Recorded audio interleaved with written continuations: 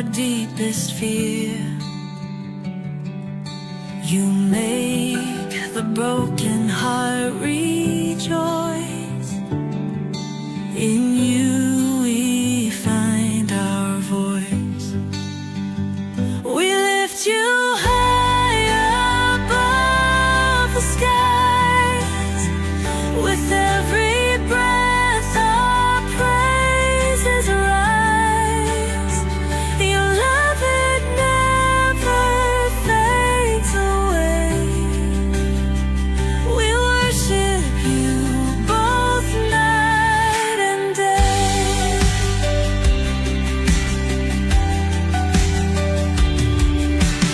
Chains are broken in your name.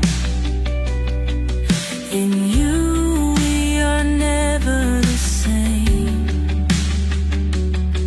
Your power flows like mighty streams, fulfilling all our dreams.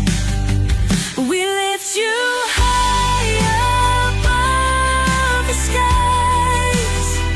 With every breath our praises rise. Your love, it never fades away. We worship you both night and day.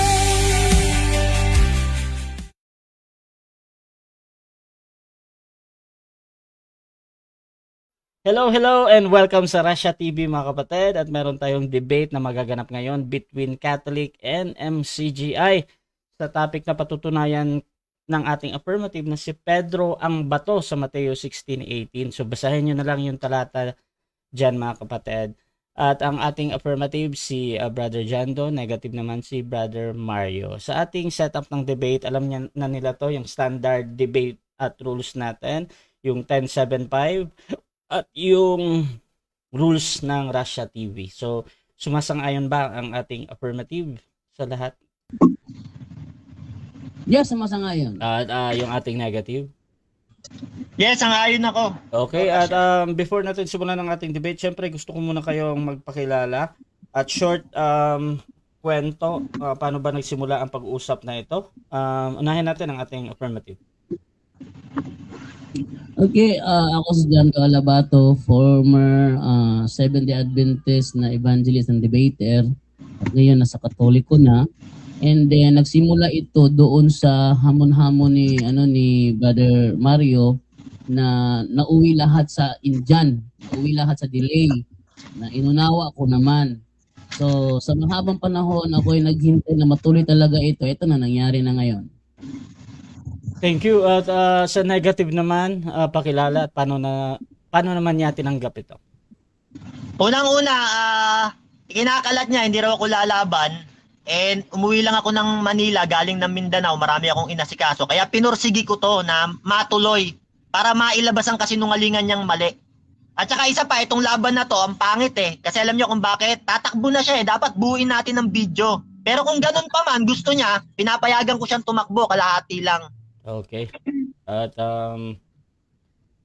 mga kapatid, kung gusto nyo yung mga ganitong content, please share yung ating live streaming ngayon kung saan man kayo nanonood. Dyan ba kay Brother Jando or dito sa Russia TV mga kapatid. You can comment at highlights or at followers para automatic na na magtatag ang inyong mga friends. You can comment also mga kapatid dahil mamaya magbabasa tayo ng iilang mga comment kung sino ba yung pumapabor at sino yung medyo tumatagilid sa ating paksa. So mga kapatid, bibigyan ko ng 10 minutes sa unang pagpapahayag ang ating affirmative sa kanyang patutunayan na si Pedro ang bato sa Mateo 16:18.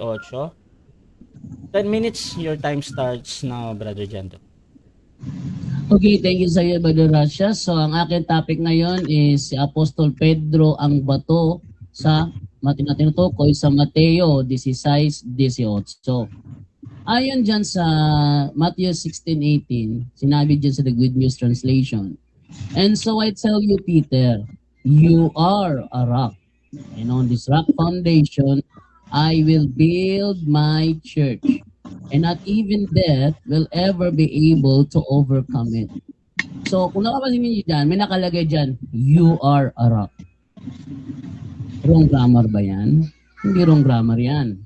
Kasi kung sa King James Version nakalagay dyan, you are Peter. Aha. Sa ibang version nakalagay, you are Peter. Ano yung Peter? Ayon sa sa Aramaiko, nang binanggit ito ni Kristo, ito ay binanggit niya sa wikang Aramaiko. Ha?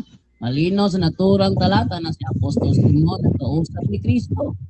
Nang kausapin ni Kristo si Apostol Simon, ang ginamit niya ay Aramaiko. Anong nakalagay sa Aramaiko? Apena amarnalak dato kipa, wala di kipa, ibnilete. Sa madaling salita, pareho dalawa ang kipa dyan. Ha? Yung kipa na si Simon at yung kipa na tatayuin. Ngayon, ang tanong ngayon, sa Aramaic, sa Aramaic, walang ibang meaning ang kipa. Walang ibang meaning. Actually, ang sa pulpit commentary, sa itong protestante na na reference, kasi ako'y Katoliko, siyempre, pagkadamit ako ng protestante, ng referensya, dapat, hindi sa amin galing. Hindi galing sa Katoliko. Kailangan, ito ay galing sa protestante. Pero ang protestante, wala siyang karapatang gamitan ako ng mga protestant reference. Kasi protestante na siya eh. Kung ako kanyang gagawin ng reference, dapat Catholic reference. Katoliko ako. Ano sabi dito sa pulpit commentary ni Joseph Excel and Henry Donald Maurice Spence Jones? In classical Greek, the distinction between Petra and Petros is well known. The former meaning a rock, the latter a piece of rock or a stone. But probably no such distinction is intended here, as there would be none in Aramaic. Sa madaling salita, ang kepa sa Aramaic, isa lang ang tinutukoy. Hindi pwedeng dalawa. Dalawa ang nakasulat na Aramaic pero isa lang ang tinutukoy na kepa.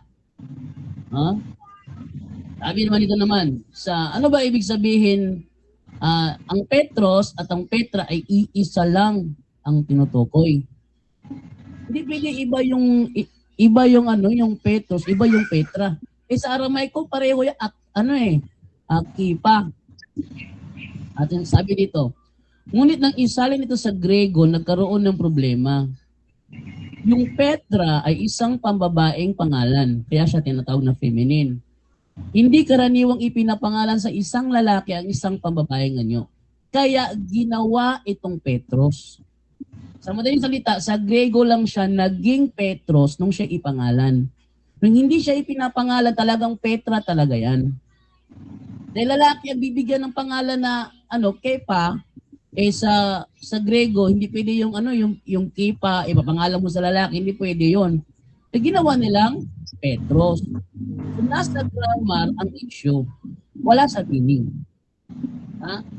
Ginawa itong Petros ang panlalaking anyo na angkop bilang pangalan ng isang lalaki. Bakit hindi Petra ang pangalan ni Simon? Kasi sa Grego, ang Petra ay pambabae. So kung panglalaki lang sana ang pangalang Petra, hindi gagawing Petros ang kanyang pangalan. Ang mismong Petra ang ibibigay. Dahil sa original na wika niyan, Aramaiko, Kepa talaga ipinangalan sa kanya. So wala sa salita ni Kristo yan, kundi nasa pag-translate lang into Greek. So nasa Greek grammar ang issue. Wala sa original at intention ng pagkakasabi ng nagsabi. Ngayon, para itong mangyari sa Pilipino na pangalan, ang isang lalaki ng pangalan karaniwang babae, grammatical na hindi ito ang natural na pagpili. Maraming scholar nagsasabi nga pagbabago mula Petra tungo sa Petros ay ginawa dahil sa kasarian ng pangalan o grammatical gender. Hindi upang baguhin ang tinutukoy na bato. So walang pagbabago. You are Kepa. O di ba? Ikaw ay Pedro. You are Kepa. Ano yung Kepa? And upon this Kepa, bato. Kaya nga meaning ng Kepa, bato. Yan ang binigay na pangalan kay Pedro. Alam nga babaguhin mo yun. Yun ang binigay sa kanya pangalan, Kepa. Oh. Sa katunayan, kung nanatili ang Aramaic, malamang ganito ang naging anyo. Ikaw ay Kefa, at sa ibabaw ng Kefa na ito, ay itatayo ko ang aking iglesia. Kaya ang karamihan ng mga modernong komentarista ay nagsasabing, ang pagkakaibang Petros o Petra sa Mateo 16:18 ay pangunahing dulot ng mga tuntunin ng gramatikang Grego. Hindi nang hangaring ipakita na si Pedro at ang batong ito ay magkaibang bagay. So hindi intention ng Greek na ipakita na iba ito, iba si Petros, iba ang Petra. Hindi yun ang intention ng Grego. Kundi dahil lang sa pagbibigay ng pangalan, kaya nagkaroon ng pag-change ng spelling. Kumbaga, spelling lang ang binago, hindi ang meaning. Oh. Huwag din natin kakalimutan na tinawag na siyang Kepa sa simula pa lang. John chapter 1 verse 42 ng Good News Translation. Then he took Simon to Jesus. Jesus looked at him and said, "Your name is Simon, son of John, but you will be called Cephas." This is the same as Peter and means a rock. May sinasabi ang mga protestante na hindi raw nababagay kay Simon na tawagin siyang rock dahil tao lang daw siya. Gaya natin na mahina. Una, wala na tayong magagawa kung yon talaga ang ipinangalan ni Kristo kay Apostol Simon. Alang-alang magkontrahin mo si Kristo. Sabihin mo, mali yan. Huwag mong tawaging Kefa yan. Eh, yun talaga pinangalan niya, Kefa. Ano yung Kefa? Bato. Oh, yung Kefa sa Aramaico ba may maliit, may malaki? Wala. Ba't nyo binatago? Para lang yung senior eh. Sa Senior Santo Niño, yung senior, ba't senior yung bata? Yan dapat junior. Hindi naman English yung senior dyan. Senior, ibig sabihin, Lord o Sir.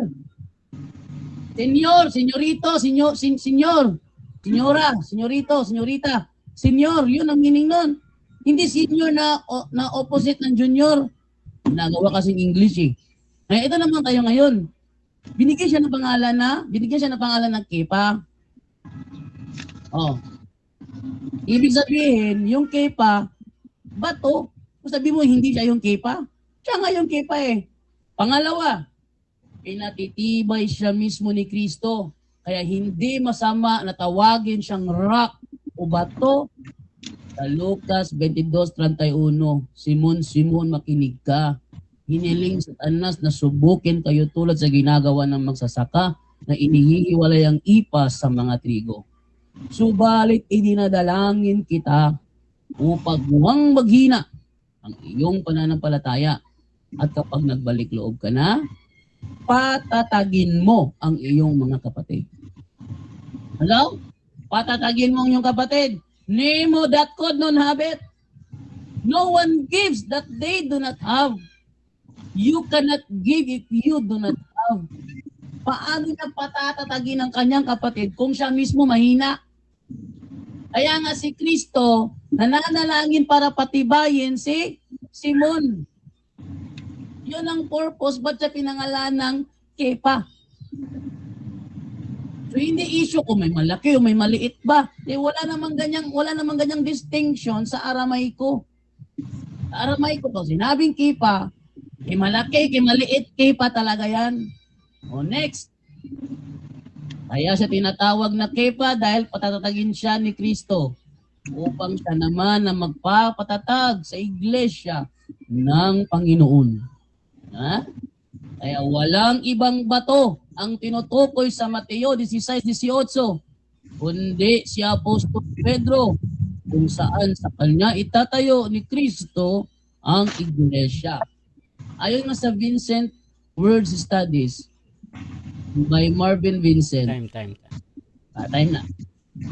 Okay, so dyan nagtatapos ang unang pahayag ng ating affirmative. Dako tayo sa unang pagtatanong ng ating negative. Brother Mario ng MCGI, your time starts now.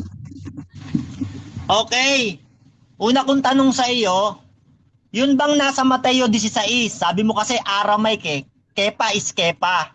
Ang tanong ko sa iyo, doon sa early major Greek ng Codex mula 4th century hanggang 5th century, yung Codex Sinaiticus at Vaticanus, anong manuscript ang exemplar niyan? Objection, moderator. Ang ginamit ko, Kifa. Wala akong ginamit na Codex Sinaiticus. Okay.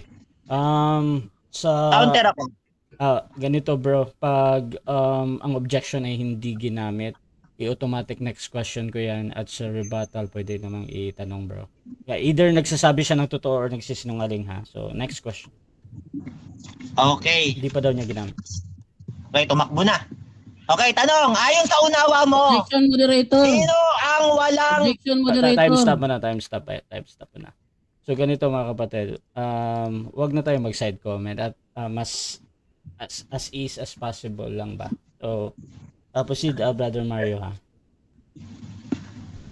Okay, sige. Dahil di mo sinagot yon bago kong tanong to. Again Tanong, bro. ayon sa unawa mo. Again bro, ganito bro.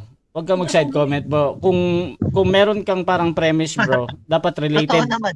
Dapat related doon Okay, sa okay. ano ha. Gawin mo 'yan sa rebuttal mo ha or sa presentation mo. So again, proceed lang sa question. Wala bang counter doon? Unang-una, related yun eh. Kasi Aramaic siya ng Aramaic eh. Kaya tinatanong ko yung Codex Vaticanus kung ano ang exemplar na pinagkuhaan nun. Yes, I actually Nasa topic niya yun eh. nasa topic nga pero meron tayong rule 'di ba na Bakit ayaw niya sagutin? meron kasi tayong rule na doon ka lang magtanong sa inilatag. Now, hindi niya tinatanggi 'yon. Tinatanggi niya 'yon na sige na, hindi next nilatag question. daw. Hindi talaga kaya. So, proceed Okay, tayo. So ganito bro Objection, Mario. wag kang side comment. Ganito bro Mario. So eh. ang problem dito bro yung side comment mo ba. So wag kang munang mag-comment. Direct question ka lang kasi magrereklamo talaga yung kabila. So proceed ka bro. Okay, tanong. Ayon sa unawa mo, sabi mo kasi si Pedro ang bato. Pedro ka ng Pedro, si Pedro ang bato sa Mateo 16:18. Ayon sa unawa mo, sino ang walang kakayahan maging pundasyon ng iglesia? Si Jesucristo ba o si Pedro? Categorical.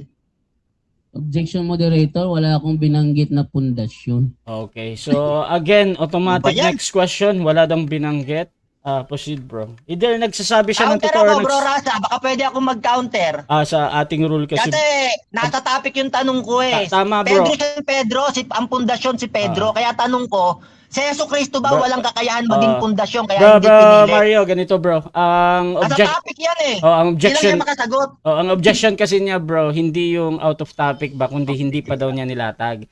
At meron tayong rule dyan na pag sinabi talaga niya na hindi pa niya nilatag, wala siyang ganon, automatic next question ayon sa rule. So proceed bro sa next rule. You can rephrase naman yung tanong mo. Tingnan natin kung sasagot eh. Ang sabi mo, tanong ko sa'yo, si Pedro ang pundasyon. At siya ang tinutukoy sa Mateo 16:18. Sabi mo yan, huwag kang magsisinungaling. Tanong ko sa'yo, ang Panginoong Jesucristo ba hindi matibay na pundasyon ng iglesia? Hindi siya matibay o matibay siyang pundasyon? Matibay hindi. Kung siya ang maging pundasyon.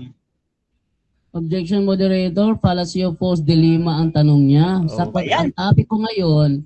Ang topic ko ngayon, si Pedro ang bato sa Mateo 16:18. Hindi Nasa ko naman topic tataas- yan, wait lang. Wait Nag-object lang, pa. nasa objection ako, okay?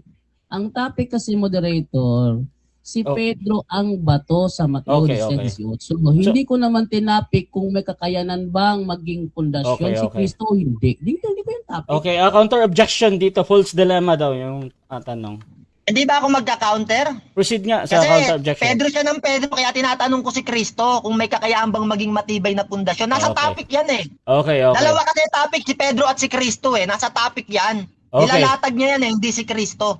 Okay, so Hindi siya makasagot eh. okay na. So Wala ganito, takbo judgment muna tayo mga kapatid. Sa judgment sa policy ng false dilemma, ay ibig sabihin meron kang sagot na wala doon sa pagpipilian.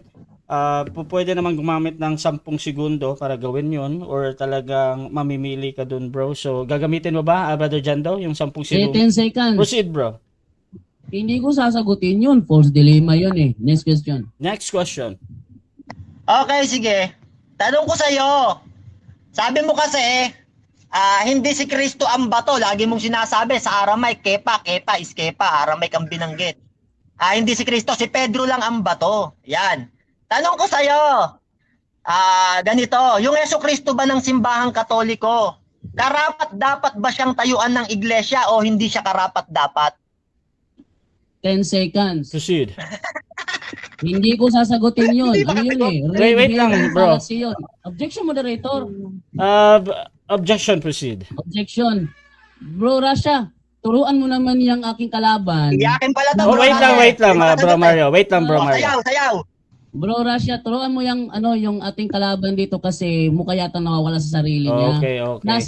Nasa pagsagot ako. Huwag Okay. siyang mag-ingay. Okay? Bro Mario, ganito bro. Multiple times na kasi to bro. Bro, Nagsa-side moderator, di comment ba ka. nasa rules natin, no and pro attitude? So ganito bro, multiple times na kasi to. So habang sumasagot bro, wag kang mag-side comment bro kasi nadidistract. Isang warning para sa iyo bro Mario ha. So ganito, 10 seconds na sagot. Alam ko tututol ka talaga sa pagsagot ni Brother Ajando, pero doon mo gawin talaga sa presentation mo bro ha para mas ano tayo. So proceed sa 10 seconds. Last 3 minutes. Haba pa. Red herring fallacy ang tanong, so hindi ko sasagutin. Next question. Next question. Okay, dahil di ka makasagot, sabi mo hindi mo sasagutin. Tanong ko sa'yo, Objection, sino ba? moderator. Sabi mo, Ganito, brother. Grabe, iyakin naman pala to. Ganito, brother Kala ko magaling. Jando. Doon sa objection mo, I know, doon sa Side pagbanggit niya comment. Okay, so, ganito, brother Mario, kasi hinintay ko pa, brother Jando, yung tanong niya, kung related ba doon sa sinabi niya ba. So, proceed ka lang muna, brother Mario. Buuin ko muna yung tanong. Proceed, bro Mario. Okay, tanong ko sa'yo. Sabi mo kasi, si Pedro ang bato at hindi si Kristo. Binabanggit mo, hindi lagi si Kristo, si Pedro ang bato eh. Nasa topic yan eh, ayaw mo lang sumagot eh. Tanong ko sa'yo, sino ba ang pinakamatibay na pundasyon sa dalawa na binabanggit mo? Si Yesu Kristo ba o si Pedro? Categorical. Si Yesu Cristo. Pareho. Pareho. Pareho. Paliwanag. Dahil si Kristo mismo ang nagsabi, patatatagin niya si Pedro. O, kaya nga si Pedro ang bato sa Mateo 16:18. Ang topic natin, 16:18 sa Mateo, doon ka mag-focus. Huwag kang tatakbo ng ibang talata. Ano ka ba? Next question. Next question. Tanong, sabi mo ang pinakamatibay na pundasyon pareho. Huwag kang magsisinungaling. Si Kristo at si Pedro, tanong ko sa'yo. Yung pagiging pundasyon ba ni Kristo na matibay, sabi mo matibay. Tanong ko sa'yo, kaya niya ba talagang buhatin ang iglesia at matatag siyang pundasyon si Kristo? Kaya niya o hindi kaya? Objection, moderator. Another objection. Proceed, negative. Counter ako. Fallacy of Have context may ang kanya katanungan at loaded question fallacy. Dalawang uri ng fallacy yun, kaya hindi ko sasagutin yun. Okay, Counter Yun na ako, lang ang- moderator. yun na Pa-counter lang ang na. 10 Oh, seconds wait kung lang pag- ha. Wait lang, brother Mario. So, dalawang fallacy daw yung tanong. Counter objection. Proceed. Counter ko. Ang sagot niya kasi parehas na matibay na pundasyon si Yesu Kristo at si Pedro. Kaya tanong ko, yung pagkapundasyon ba ni Kristo na matibay, may kakayahan ba talaga si Kristo o walang kakayahan? Okay. Sumagot siya parehas eh. Ibig sabihin, tanggap niya si Kristo, pundasyon din. Okay. Dalawa pundasyon. Okay, so I think ang counter objection doon ay Umamin na yung okay na bro Mario, pag-amplify pa doon sa question niya.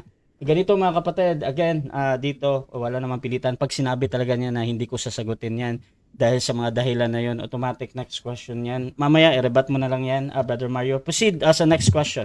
Time resume. Last 1 minute, Okay. 40 seconds. Tanong, sabi mo, si Kristo pundasyon din matibay. Lumabas sa bibig mo yan eh. Ibig sabihin, dalawa na pundasyon. Tanong ko sa'yo, sa Biblia ba may dalawang katawan dahil pundasyon din si Kristo at pundasyon din si Pedro? May dalawang katawan o walang dalawang katawan? Sa Okay. iglesia. Ito ang sagot, 10 seconds. Proceed. Wala akong binanggit na katawan. Ang sinabi ko, si Pedro ang bato sa Mateo 16:18. Doon ka mag-focus. Next question. Next question. Sabi niya, dalawa ang pundasyon eh, si Pedro at si Kristo. Dalawa na pundasyon. Question Sabi niya lang, una, bro. Pedro lang eh. Okay, Ngayon, question si bro, Kristo, walang objection pundasyon na. din. Proceed bro, Mario. Walang objection bro, ha? Okay. 10 seconds yun bro. Bro Mario, 10 seconds yung sagot niya. Proceed ka sa next question bro. Okay, sabi mo, si Yesu Kristo pundasyon din, pati si Pedro eh. Dalawa sila matibay, parehas na pundasyon, sabi mo yan. Tanong ko sa'yo, ayon sa'yo, tama ba na dalawa ang pundasyon, ayon sa'yo, parehas silang matibay, si Yesu Kristo at si Pedro? Tama ba yung sinabi mo o mali yung sinabi mo? Tama o mali? Yes, tama bro. Tama. Kaya nga lang, ang topic kasi natin, Mateo 16:18. Dalawa ang pundasyon. Objection, moderator. Bro Mario, again bro, Ayaw. nadidistract yung ating sumasagot ha. Another 20 seconds, proceed, brother. Moderator, objection lang ha. Kasi pag siya ang tatanong, hindi ko lang siya dinidistract. Okay, Diba? again, Kaya sana, pag ako sumagot, huwag niya ko i-distract. oo, so bro Mario, wag ka lang magsalita talaga bro. You can do dyan You sa can dance. camera mo. Salita. Wag ka lang magsalita ha. So nadidistract si Brother Jando. Proceed, 20 seconds again. Okay. Yes, dalawa ang matibay na pundasyon. Pero ang topic kasi Mateo 16:18. Ang topic ko nasa Mateo 16:18 at hindi naman kasalanan na patitibayin ni Kristo si Pedro kaya nga pinangalanan Kepa. Next question. Doon ka mag-focus Next sa question. Mateo 16:18.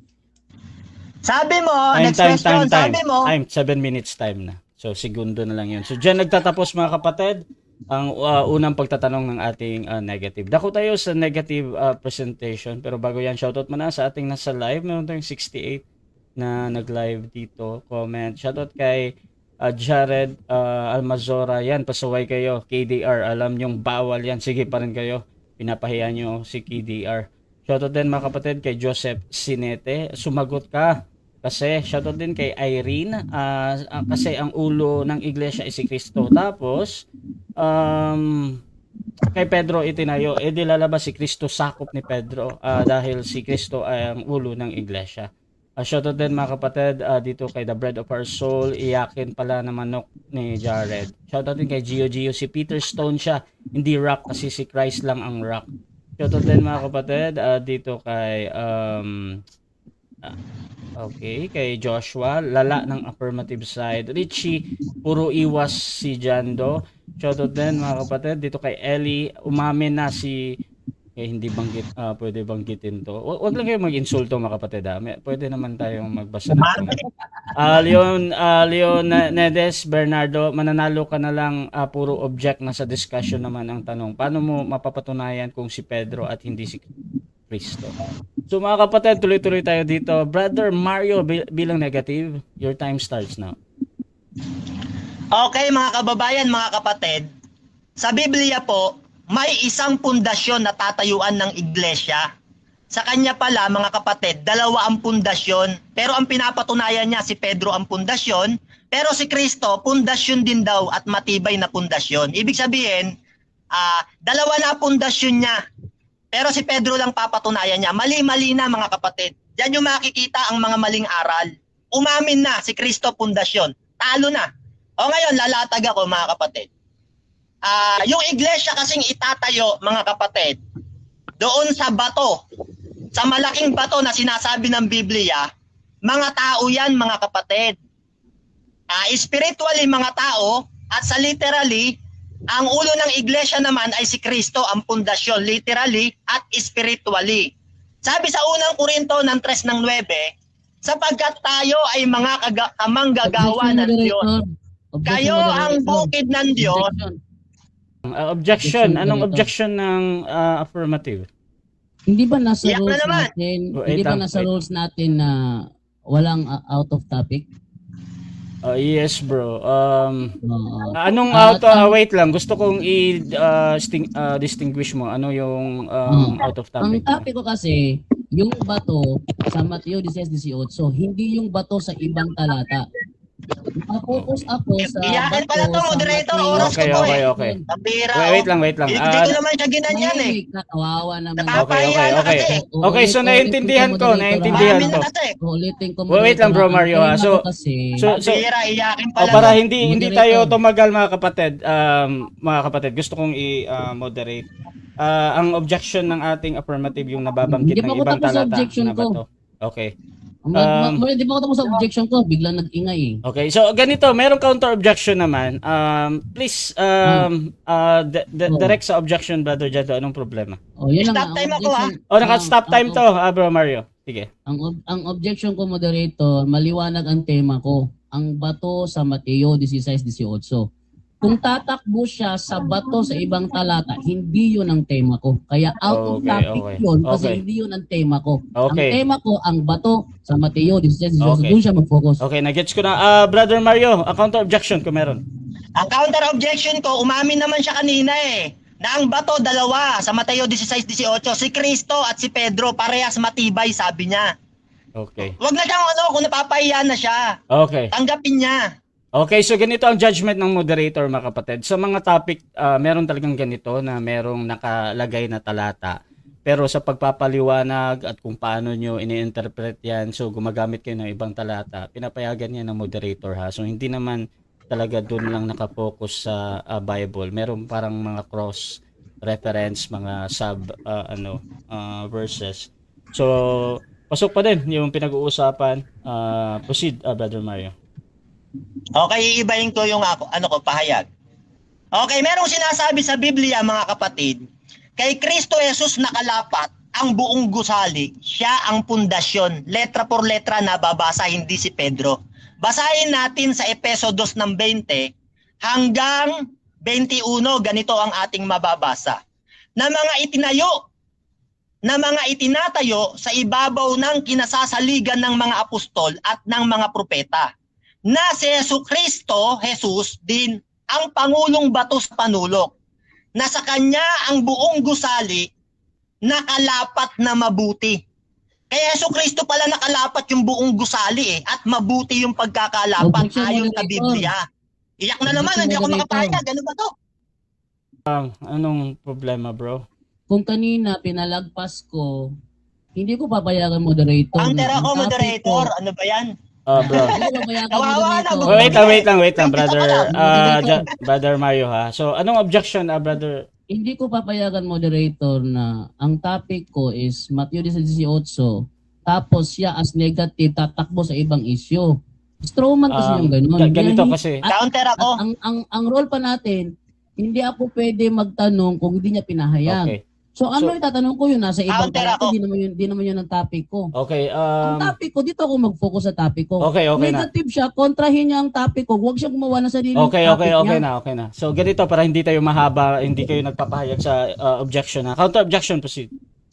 Ang counter ko, bro, unang-una, patutunayan niya si Pedro ang pundasyon eh. Ako naman si Kristo, kaya ilalatag ko naman yung pagiging pundasyon ni Kristo. Okay, naintindihan Nasa topic naman yan eh. Iyakin lang to eh, kasi bugbog na. Okay, naintindihan ko. So, ganito ang aking judgment dyan, Brother Jando. Ang argument kasi ng negative dito, hindi daw si Pedro yung bato, kundi si Jesucristo. Kaya nilalatag niya patungkol kay Jesucristo. Siyempre.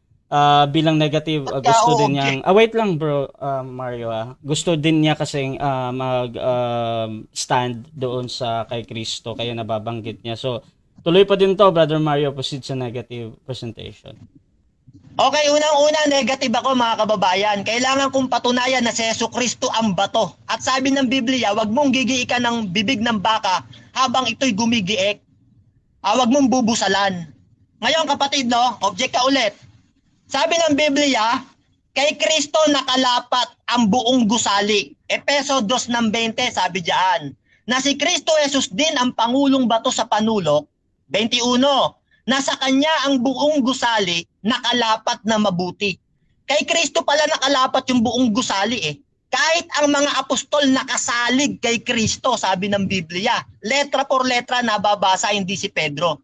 Ganito naman ang sabi ni Apostol Pablo sa Efeso 4:16. Nang dahil sa kanya, ang buong katawan nakalapat na mabuti.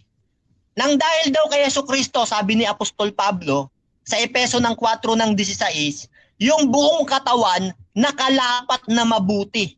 Dahil kay Kristo. Yan mga kapatid, no?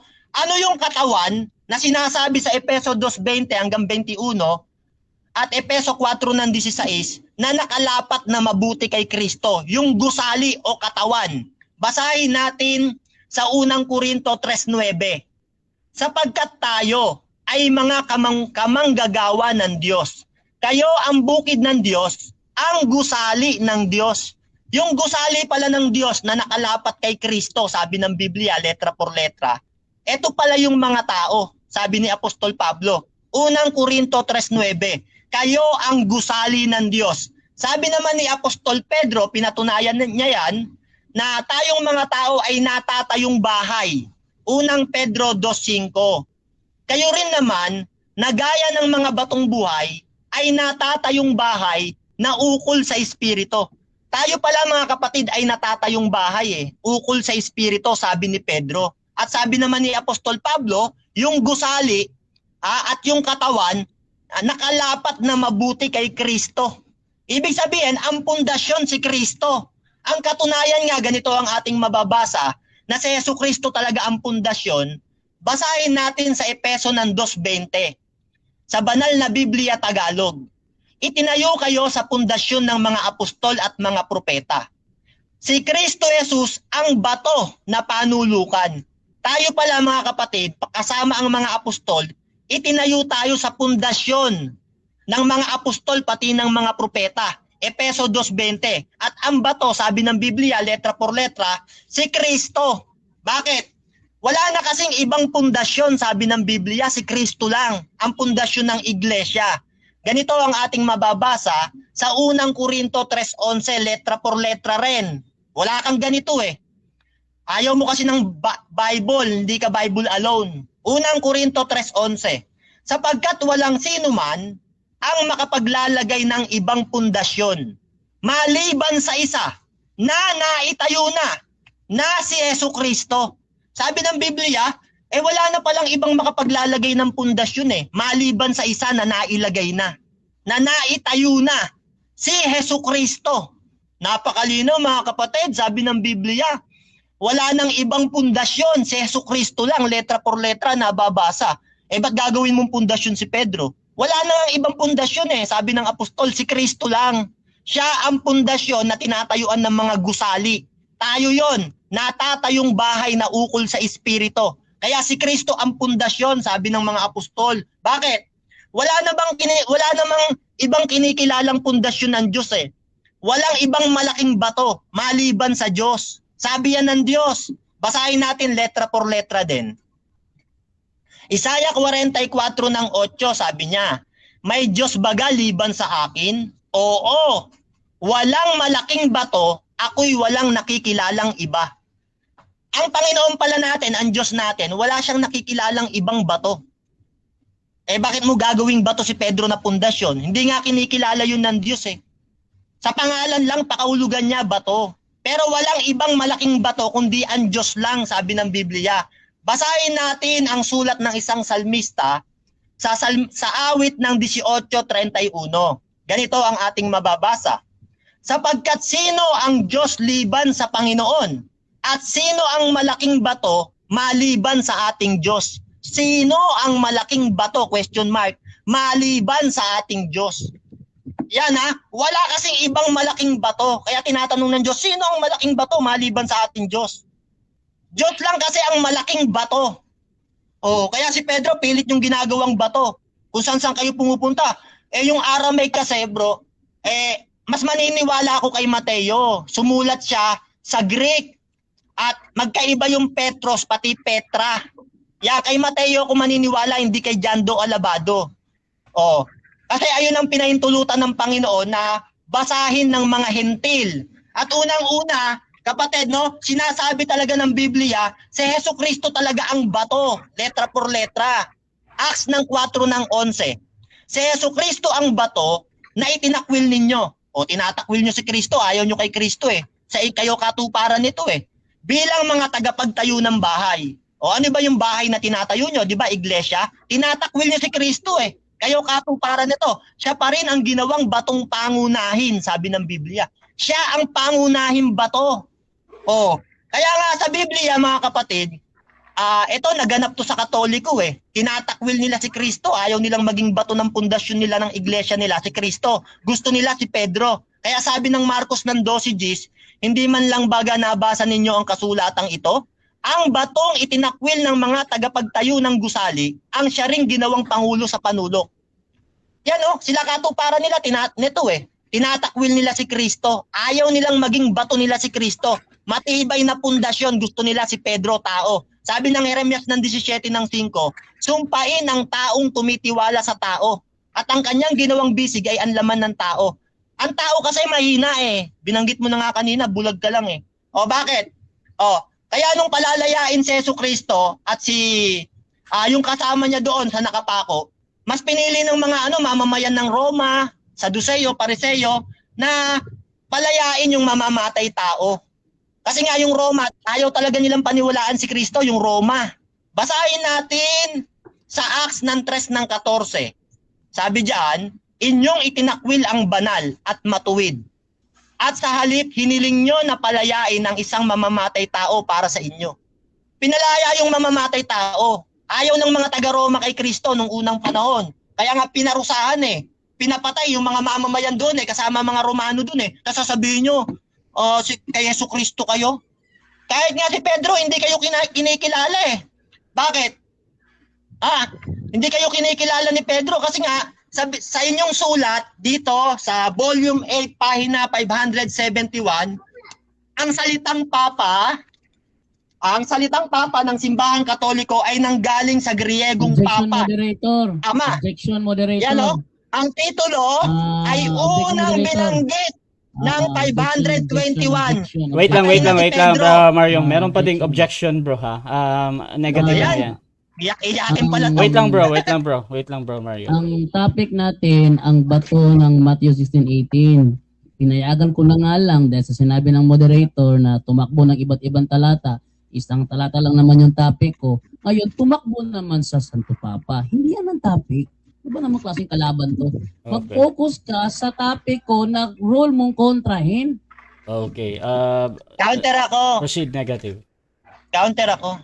Unang-una kasi, kung tinatamaan siya, nasasaktan siya, napapahiya na, umamin naman siya talaga, talo na eh. Si Kristo, bato, matibay, at saka si Pedro, dalawa. Ang patutunayan niya, si Pedro lang ang bato. Tapos nababasa ko, mga letra por letra, si Kristo talaga pundasyon.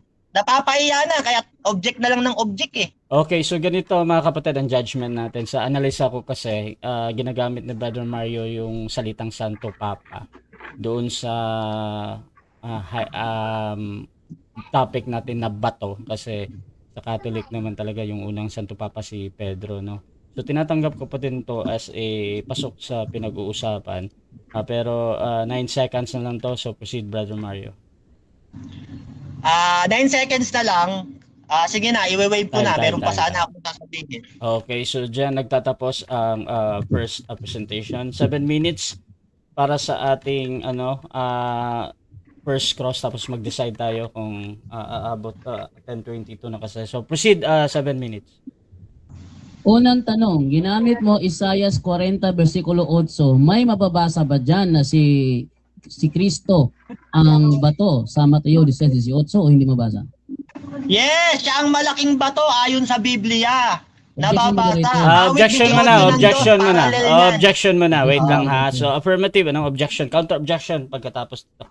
Wala akong tinatanong kung may malaking bato o may maliit. Ang tanong ko sa kanya, mabasa ba sa Isaiah 40 versikulo 8 na si Kristo yung bato sa Mateo 16:18? Yun ang tanong ko. Okay, mabasa ba daw? Brother Mario, counter objection or magja-judge na ako? Ang counter ko talagang nababasa si Kristo ang malaking bato. Okay. Awit 18:2, Efeso 2:20 hanggang 21, Efeso 4 ng 16. Okay, so Yan, si Kristo ganito. talaga tinutukoy na pundasyon. Okay, judgment natin dito. Ang sagot ni Brother Mario dito mababasa ngayon. Either that is true or not. Proceed pa din sa paliwanag. Mababasa to. Bro Mario, proceed. Okay, awit 18:2, ang Panginoon ay aking malaking bato. Parallel to ng Isaiah 44:8. Yung Panginoon, tinatawag kasi ni David yan Panginoon. Panginoon niya kasi yung malaking bato. Si Kristo yun isa sa Panginoon. Next question. Next question. Sa Efeso 2:20 na ginamit mo, may nakalagay ba dyan na si Kristo ang bato sa Mateo 16:18 o wala? Meron! Sabi nga doon sa Mateo 18, itatayo ang iglesia sa bato. Pati apostol nakatayo kay Kristo sa Efeso 2:20 nakalagay Ang mga apostol nakatayo kay Kristo, kaya hindi si Pedro ang bato doon sa Mateo 16:18. Dahil kahit siya, nakatayo rin siya kay Kristo. Efeso 2:20. Si Kristo talaga bato. Hindi ka makaunawa Ginamit mo ngayon ang Mateo 16:18. Ang tanong ko, sino ang sinabihan dyan ni Kepa? Si Kristo ba ang sinabihan niya na Kepa o si Simon? Magkaiba yung dalawang Kepa. Pareha silang Moderator. Proceed, affirmative, anong objection? categorical yung tanong ko. Sino ang sinabihang Kefa sa Mateo 16:18? Si Simon ba o si Kristo? Si Simon o si Cristo? Bro Sagot Mario. ko, parehas sila. Parehas. Pero magkaibang kepa. Parehas, pero magkaibang kepa. Petros at Petra. Maliit na bato at malaking bato. Sa ayon niyan kay Mateo, hindi ako tutol kay Mateo, pero sa'yo tutol ako, mali pang unawa mo. Maniniwala ko kay Mateo kaysa sa'yo. Petros pati Petra, magkaiba. Next question. Sa Greek koine at Next sa question. Vaticanus at sa Sinaiticus. Next question. Next question. Ginamit mo malaking bato at maliit na bato. Saan sa Mateo 16:18 mababasa na may malaking bato at maliit na bato? Saan? Yan. Ayon yan sa Greek grammar ng Petros pati Petra. Yung Petros kasi maliit na bato, maliit na tipak ng bato. Yung Petra naman malaking bato. Ayon yan sa grammar ng Greek at definition ng Greek. Mas maniniwala ako doon kaysa sa definition mong Next mali. question. Kasi kay Mateo Next galing question yun. Sabi mo na sa Greek definition, saan mo nabasa na Greek definition na ang Petros ay malaking bato? Dito sa Codex Sinaiticus, magkaiba yung Petros Objection, at Petra moderator. sa Mateo. Objection. Bumabasa ako, Proceed. moderator. Objection mo na, maliwanag Brother Jando. maliwanag yung tanong ko, moderator. Ang tanong ko sa kanya, saang Greek grammar niya nabasa na ang Petros ay malaking bato? Okay. Brother Mario, counter objection. Okay, ang counter ko, bumabasa ako. Yan na nga, sa Greek nga, magkaiba na nga, Petros at Petra, magkaiba. Okay, Maliit na bato at malaking bato. Okay, so ganito ang judgment natin. Ang naghahanap ng ang ating nagtatanong saan. So impormasyon Sa Greek 'yun kung grammar, saan. yun. Okay na, bro. Sa Greek- Ako muna, bro. Greek definition mo dito. Bro, Jando, wait lang. Ako na to, bro. Kasi judgment ko na to. Naghahanap ka ng saan, either that is a title or description. Ngayon, merong binabanggit si Mario kanina, yung sa Sinaiticus ba yun, Brother Mario? Tinatanggap ko yun, ha, as a valid answer, either that is true or not. Proceed sa sagot, Brother Mario. Saan daw? Ito, nababasa, sa Greek grammar, ayan, Basahin mo, marunong ka bumasa? Objection, moderator. Hindi, pasagot yan. Pasagot Babasa yan. ko. Ang Petros, gender masculine, ibig sabihin bato. Maliit na bato yung Petros. Ang Petra naman, gender feminine, ibig sabihin malaking Next bato. question. Next question na. Batuhan. Nabasa ha. Next Ka question na. naiiyak. Okay. Next question. Anong Greek grammar yung ginamit mo? Anong Greek grammar? Koine Greek. Hindi, yung objection, moderator. Wait lang, wait, hindi pa tapos ang tanong. Proceed, bro, Jando. Sumagot na siya, moderator. Koine Greek daw. Yan ang objection ako eh. Okay, doon ka mag-object. Anong objection, bro? Kasi sumagot siya Koine Greek. Ang sabi niya kasi Greek definition. Pag sinabi yung Greek definition, hindi Koine Greek yan. Kailangang libro Okay. yan na nagpapaliwanag sa bawat letra, Greek word, tapos may definition karugtong. Tinatanong ko sa kanya, anong Greek definition libro ang ginamit niya? Kasi doon ako ChatGPT yan eh. Okay. Brother Mario, counter objection. Yung answer mo daw Okay, sumasagot ako. Koine Greek ang pinagbuhatan ng definition. At yung aklat na yan, Called to Communion, Understanding the Church Today, na ang sumulat din ay si Ignatius. Na ang bato rin, kinikilala niya si Kristo. Kaya nga ligaw ang iglesia mo, kahit mga kardinal, mga pare, kinikilala si Kristo ang bato eh. Ayan, sumasagot naman yung meron siyang binanggit na title. Next question, yun na yung sagot niya. Okay. Anong libro yan na sinasabi mong Greek definition pero ang nakalagay Koine Greek? Ano yun? Yan ang sumulat niyan, si Aklat Called to Communion, Understanding the Church Today, publisher Ignatius Press. Wait lang, Brother Jando. Objection, proceed, bro. 1996. Wait lang, bro, Mario. 2015. Wait lang, bro, Mario, ha. May objection dito. Isang objection naman, every question. Proceed. Maliwanag kasi yung tanong ko kasi anong libro? Pakita niya sa akin yung cover ng libro. Yung mismo yung cover ng libro na ito yung title ng libro. Okay, Yun okay. sabi ko na. Okay.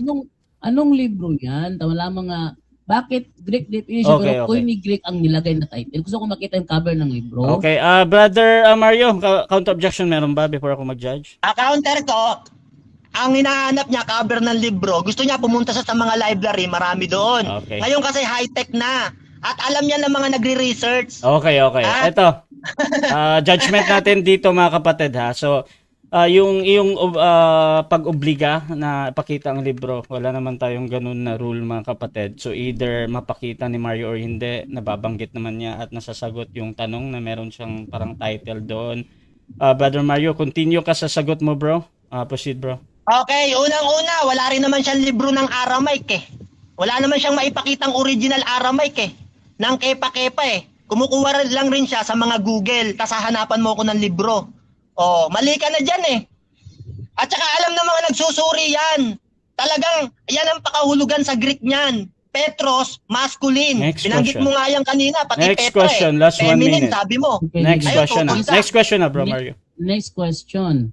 Nang banggitin ni Kristo ang Mateo 6:18, anong lingwa yung ginamit niya? Grego o Aramaico? Ang binanggit niya doon, Aramaic. Pero mas maniniwala ako kay Mateo. Dahil si Mateo, pinahintulutan isulat ang Griego na si Mateo may sabi, magkaiba yung Petro sa Petras sa kanyang sulat. Mas maniniwala ako kay Mateo kesa doon sa hindi nakitang libro na sabi-sabi na lang na pinaniniwalaan nyo. Next Next question. question. Ano ang Aramaic word ng pangalang Pedro? Kepa. Petro, Kepa. Kaya nga, naniniwala ko kay Mateo dahil magkaiba yung dalawang Kepa nung isulat niya sa Greek. Petros at saka Petra. Kaya si Mateo ang paniniwalaan namin yung apostol. Magkaiba yung dalawang Kepa ayon kay Mateo. Time. So, dyan nagtatapos ang Hina mo first naman stage. tumanong. Time na, bro. Wag ka nang magano. So, dyan magtapos ang ating first stage ng debate. I want to decide doon sa affirmative kasi 10:30 na.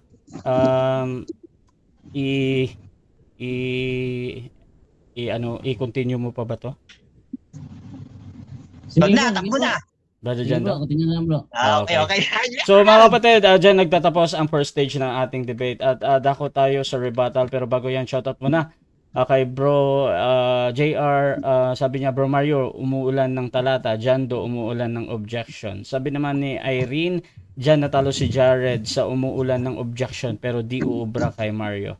Shoutout din kay Jim DJC, puro na lang objection itong si Jando, kahit mali, maka-object lang. At shoutout din kay Brad, pahiya si Jando, walang rule na ipakita actual book. Richie Royong, mahusay na modere. Okay. Shoutout din mga kapatid kay Jo Marie Maria Puentes, sana pati yung face reaction na sa rules din, bawal na yung side comment eh. Shoutout din kay Kidi, bakit sa cover ng libro hinahanap?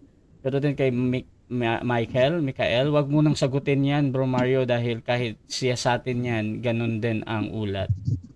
Sabi naman dito, Petros tumutukoy sa pangalang Pedro, isang maliit na bato o bukod tanging pangalan ng tao, Petra, saliting Grego para sa malaking bato o pundasyon.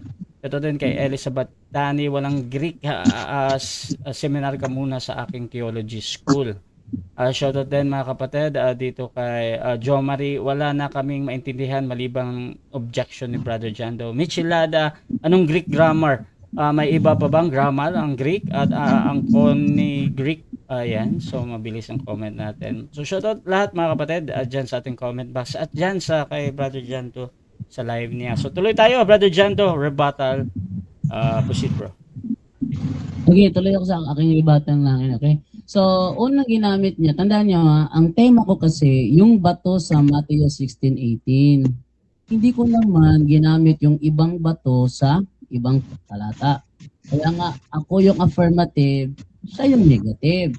Ang gagawin sana niya, kukontrahin niya yung tema ko. Ang ginawa niya, tumakbo sa ibang talata at doon nagpatunay. Ating isa-isa yung talatang ginamit niya. No? Isaiah 48, sabi dito, oo, ang damoy na nalalanta at kumukupa sa mga bulaklak. Ngunit ang salita ng ating Diyos ay mananatili magpakailanman. Oh, sabi niya, nandyan daw eh. Bato daw yan sa 16:18 ng Mateo. Wala naman eh. Alam mo? Nagsinungaling. Ito naman tayo ngayon sa ginamit naman niya, awit. No? Awit 18:31. Ano nakalagay dito? Silipin natin. Tingnan nyo ha. Oh. Si Yahweh lamang ang Diyos na tunay. Tanging Diyos lamang ang batong tanggulan. Oh. Yung Yahweh na ba yan? Yan ba yung batong sinasabi sa Matthew 16:18? Hindi naman ah. Hindi yan yung bato. Hindi yun yung Kefa. Ang topic, yung Kefa na nasa Matthew 16:18. Hindi naman niya tumutuloy sa Matthew 16:18 eh. Iba naman to. O, Gawa 4:11. Isa-isa din yung mga talatang ginamit niya. Gawa 4:11. Sabi dito, ang Jesus na ito, ang batong itinakwil ninyong mga tagapagtayo ng bahay, ang siyang naging batong panulukan. O, sinabi ba namin na si Pedro ang chief cornerstone? Wala naman kami ganyan turo.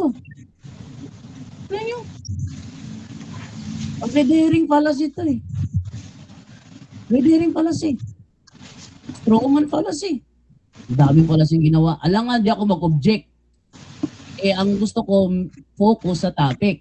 Natural mag-object ako kung yung kalaban ko gumagamit ng fallacy. Tignan nyo ha, may sinabi ba dyan na yung chief cornerstone ang siyang pinagtayuan ng iglesia? Wala naman. Wala. Marcos 12, ano to? Marcos 12 Gs. Ano sila sa Marcos 12 Gs? Sabi dito, hindi ba ninyo nabasa ang sinasabi sa kasulatan?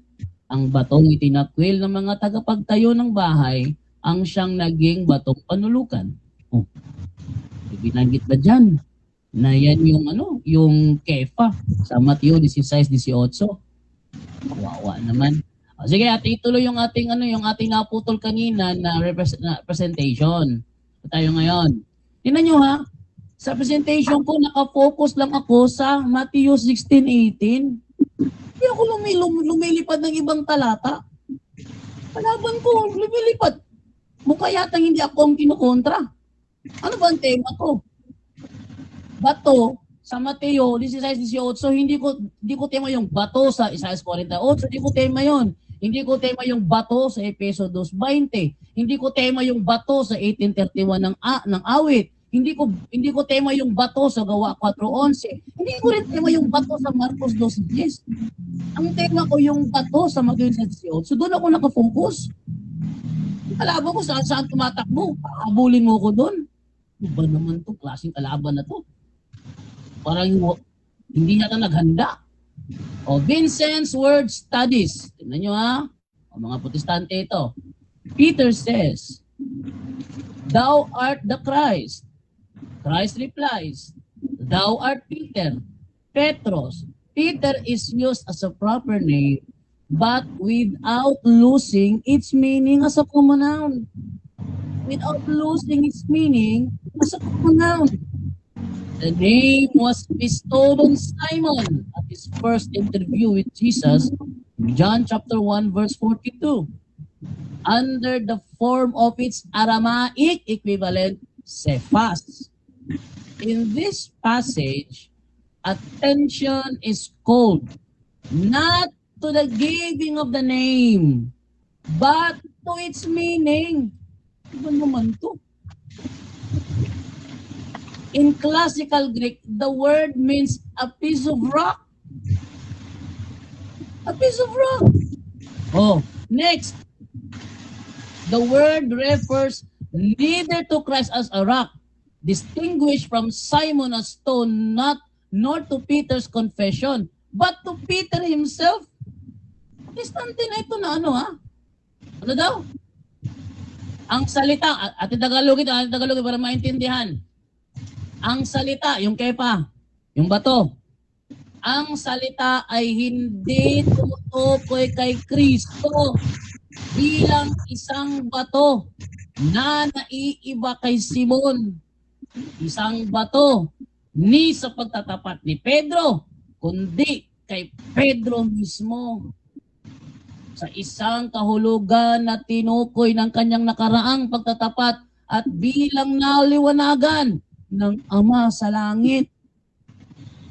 Yan ang tema ko. Matthew 16:18, sino yung Kefa doon?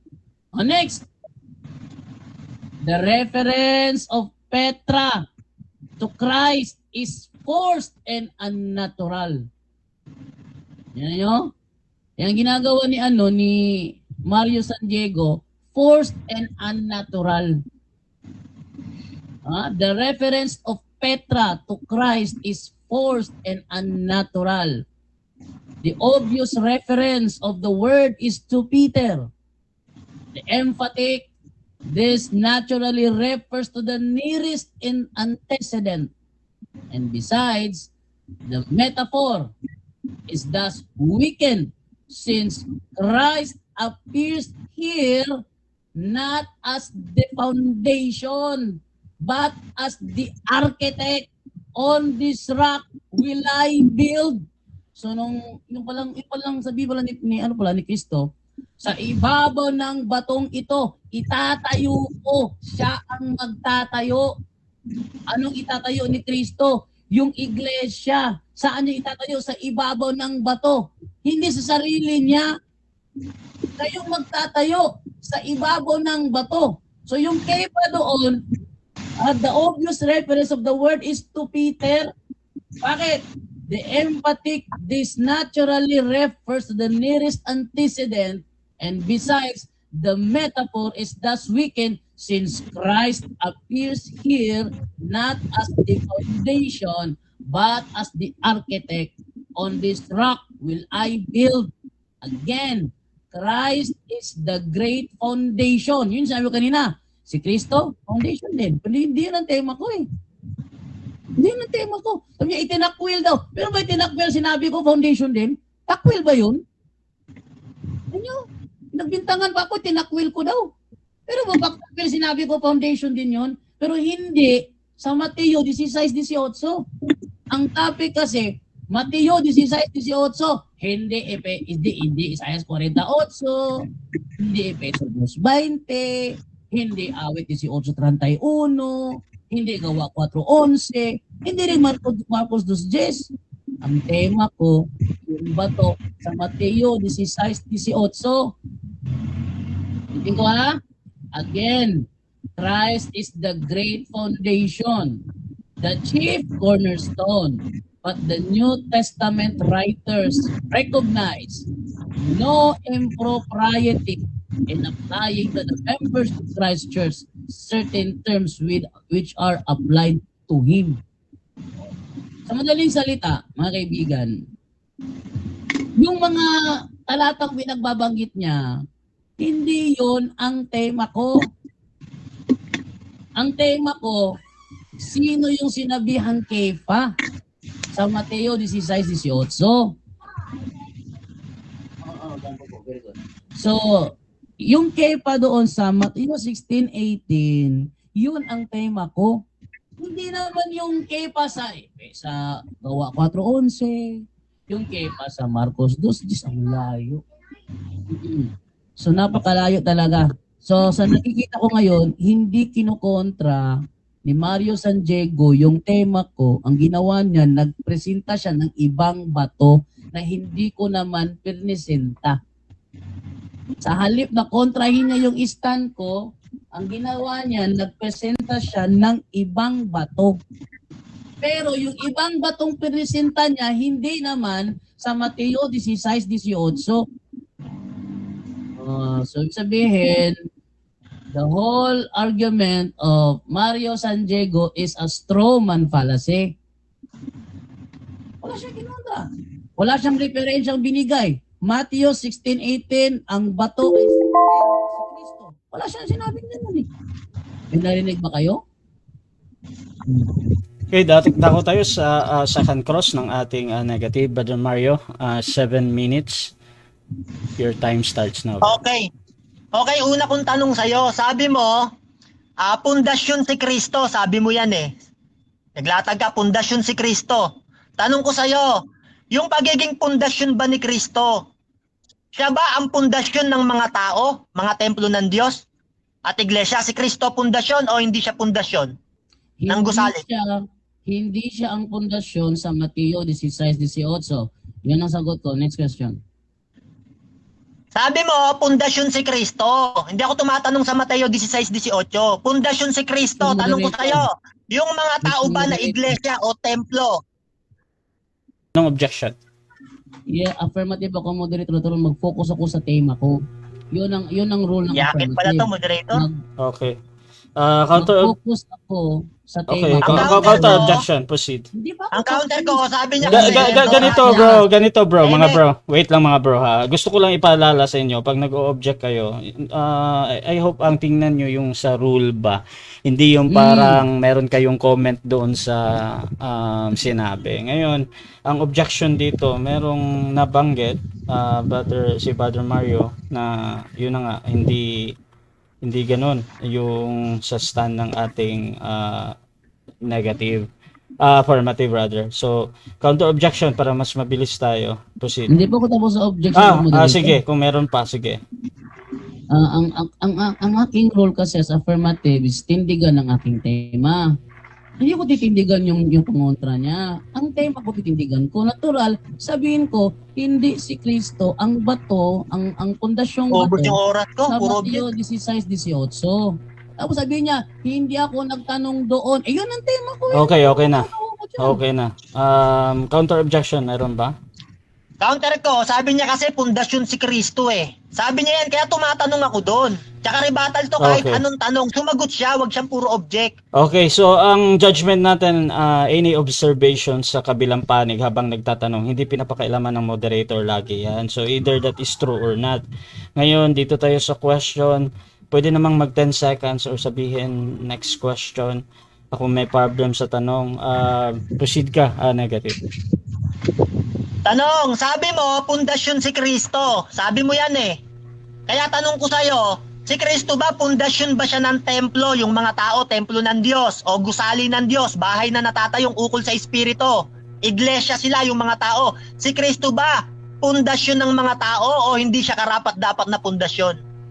Hindi siya ang karapat-dapat na pundasyon sa Mateo 16-18. So, wala rin akong sinabi na si Kristo ay pundasyon sa Mateo 16-18. Wala akong binanggit na ganon. Nagtanong ka lang sa akin kung pundasyon ba si Kristo. Sumagot ako, oo. Pero hindi sa Mateo 16-18. Ang tema kasi, Mateo 16-18. Doon ka mag-focus. Ano ba naman to? Bigaw. So tanggap mo, si Jesucristo pundasyon ng iglesia o templo ng Panginoon ng mga tao. Tanggap mo pundasyon si Kristo ng iglesia, templo ng Panginoon yung mga tao. Pundasyon si Kristo, tanggap mo o hindi mo tanggap? Hindi ko nga tanggap na si Kristo yung pundasyon sa Matthew 16:18. Kasi ang sinabi doon, you are Peter, you are a rock, and on this rock foundation, I will build my church. Si Peter, ang rock foundation sa Matthew 16:18. Okay, next question. Hindi ako tumatanong sa Mateo 16. Ano ba naman to? Ang tema ko kasi, Matthew 16:18, doon ako mag-focus. Natural yun ang tema. Affirmative ako eh. Okay, hindi ako tumatanong sa Mateo 16-18 dahil malawak ang Biblia para patunayan pundasyon si Kristo o si Pedro man. Tanong ko sa'yo, hindi sa Mateo 16-18, tanggap mo si Kristo ang pundasyon ng iglesia ng mga tao? Tanggap mo o hindi mo tanggap? Hindi ko nga tanggap kasi hindi naman si Kristo ang pundasyon sa Mateo 16:18. Ang rule natin, walang labasan ng topic. Doon ako focus sa tema ko. Next question. Tanong, yung Jesucristo ba ng simbahang katoliko, hindi ba siya napili ng Diyos Ama na tatayuan ng iglesia? Hindi pinili si Kristo? Itinakwil o pinili?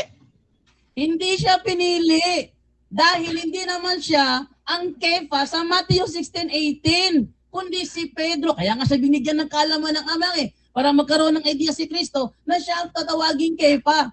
Next question. Tanong, doon ba sa Griego na isinulat sa Vaticanus at Sinaiticus, tanggap mo magkaiba yung Petros at Petras? Tanggap mo o hindi mo tanggap? Hindi ko tanggap kasi binasa ko na kanina. Hindi intention ang spelling, ang intention is the meaning. Kaya hindi ko tanggap na magkaiba yon. Next question. Tanong, sabi mo, sa Mateo 16-18, hindi mo mapapatunayan kung hindi ka, kaya mong patunayan ang Mateo 16-18 nang walang mga talatang ginagamit. Tanong ko sa'yo, hindi na ba kailangan gumamit ng ibang talata? At puro Mateo 16-18 lang ang ating babanggitin dito? Kailangan gumamit ng ibang talata o hindi na? Hindi kailangan hanggat hindi tumutukoy sa bato ng Matthew 16:18. Kung gagamit ka ng ibang talata, dapat referring siya sa bato ng Matthew 16:18. Next question. Ayon sa Biblia, sa Efeso 2:20, ang pundasyon ng mga apostol ay si Kristo at ang mga apostol ay iglesia at templo ng Diyos at batong gusali at bahay na natatayong ukol sa Espiritu, sabi ni Pedro. Tanggap mo ang mga apostol kahit si Pedro nakapundasyon kay Kristo ayon sa Efeso 2:20, letra por letra. Tanggap mo o hindi mo tanggap? Hindi ko nga tanggap, bro, kasi ang Matthew 16:18 ang topic natin. Ang bato sa Mateo 16:18. Objection, moderator, puro sa Mateo 16:18. Objection, yung ino-object mo yung sagot doon sa pagbanggit. Oo, ang object ko, tumatanong ako, hindi naman sa Mateo 16:18, Efeso 2:20. Takbo siya ng takbo doon. Okay, Ang lawak ng Biblia para patunayang si Jesu Cristo ang bato. Okay. Hindi niya na kaya eh. Okay. Tumatakbo na eh. Counter objection, meron ba? Counter objection, moderator. Proceed. Ang tanong niya kasi, moderator, ang tawag dyan is strawman fallacy, red herring fallacy. Okay. Hindi ako sasagot sa tanong niya kasi hindi naman namin tema ang Efeso 2:20. Okay. Ang tema namin, Mateo 16:18. Okay. Ano to? So, judgment natin, ang question kanina, tanggap mo ba? Malinaw naman yung sagot na hindi, pero merong paliwanag doon. Proceed sa sagot pa, Brother Jando. Yun na nga, hindi si Kristo ang bato sa Matthew 16:18. Yung bato sa Efeso 2:20, hindi yun ang tema ko. Next question. Time na din. Segundo na lang. Ayan. So, mga kapatid, dyan nagtatapos ang second cross ng ating negative. Dako tayo sa rebuttal ng ating negative. Proceed, Brother Mario. Okay, mga kababayan, nakita nyo, no? Hirap siyang sumagot. Lagi siyang Mateo 16:18 kahit di na ako dun tumatanong. Kasi nga pinapatunayan ko, si Jesu Cristo talaga ang bato. Ginagawa niya, wala na siyang maisagot. Puro Mateo 16:18 na lang siya. Kasi nga, ipit siya, ipit. Kaya, mga kapatid, no, sabi niya, hindi daw nagtayo si Kristo sa sarili niya. Sabi niya yan eh. Hindi niya yata alam, sa John 12:49, si Kristo hindi nagsasalita sa ganang kanyang sarili. Nung nangangaral si Kristo, nagsasalita siya kung ano yung iniutos ng Ama. John 12:49, sabi niya, hindi ako nagsasalita sa ganang aking sarili. Kung anumang bagay ang iniutos niya sa akin, siyang aking sasabihin at aking sasalitain. Kaya nung kausap ni Kristo si Pedro, ang nagsasalita doon yung Ama, utos kasi ng Ama yun eh. Kaya ang tinayuan doon si Kristo. Hindi mo alam yan eh. Sabi niya pa kaganina, nagpo-focus lang daw siya sa Mateo 16:18. Ikaw ba naman, kung di ka ba naman kung di ka gagamit ng ibang talata, puro Mateo 16:18 ka lang, wala kang supporting verse, puro dung ka lang, talagang maliligaw ka. Kaya nga may Biblia, para malaman ang katotohanan. Sa kanya pala, wala nang halaga yung ibang talata. Ayaw niya na ng ibang talata. Puro Mateo 16:18 lang. Hindi na sa kanya importante yung ibang talata. Basta doon lang daw siya. Ayan mga kapatid, makikita nyo ha. Hindi yan sa Diyos. Itinatakwil pati talata, itinatakwil din si Kristo. Yan mga kapatid, no? Sabi niya pa, no? Ang ginamit ko raw na talata, awit 18 ng 31. Wala naman daw mababasa doon na si Kristo ang bato. Ang ginamit ko, awit 18 ng 2. Yan, nakalagay dyan, ang Panginoon ay ang ating malaking bato. At yung Panginoon na binabanggit ni David dyan, may dalawa siyang Panginoon. Panginoon, sabi niya sa awit 110 ng 1. Si Kristo yung isang Panginoon doon. Malaking bato. Mali yung ginamit mong talata eh. Di naman yun ang binasa ko eh. Ligaw ka talaga, nabibingi ka eh. Ngayon kapatid, no? Sabi mo kaganina rin, sabi mo, tanggap mo, pundasyon si Kristo. Tanggap mo, sabi mo pundasyon din si Pedro. Kaya tanong ko sa'yo, sabi ko, sino ba, tanggap mo ba si Kristo? Ang tinayuan ng iglesia, tinatayuan o pundasyon ng mga tao, templo ng Panginoon. Si Kristo ang pundasyon ng mga tao, gusaling natatayong bahay. Tanggap mo o hindi mo tanggap? Hindi niya raw niya tanggap, pundasyon ng tao si Kristo. Grabe nga pagka nagkakaroon tayo ng paghihirap, mga pasakit, sabi nga ni David, ang Diyos ang aking matibay na muog at aking kanlungan, sabi sa awit. Sa kanya pala si Pedro, mananalangin siya kay Pedro, hindi kay Kristo. Kasi ang pundasyon niya si Pedro. Sabi ng Jeremias ng 17 ng 5, sumpain ang taong tumitiwala sa tao. At ang kanyang ginawang bisig ay ang laman ng tao. Susumpain ka, Jando. Itigil mo yan. Marami kang ililigaw na kaluluwa. Sabi sa Efeso 2 ng 20, sabi ko, tinanong ko siya, sabi ko, doon ba sa Efeso 2 ng 20, tanggap mo ang mga apostol, ayon sa talata, letra por letra nababasa. Nakapundasyon sila doon kay Kristo kahit ang apostol. Letra por letra. Sabi niya, hindi raw niya tanggap.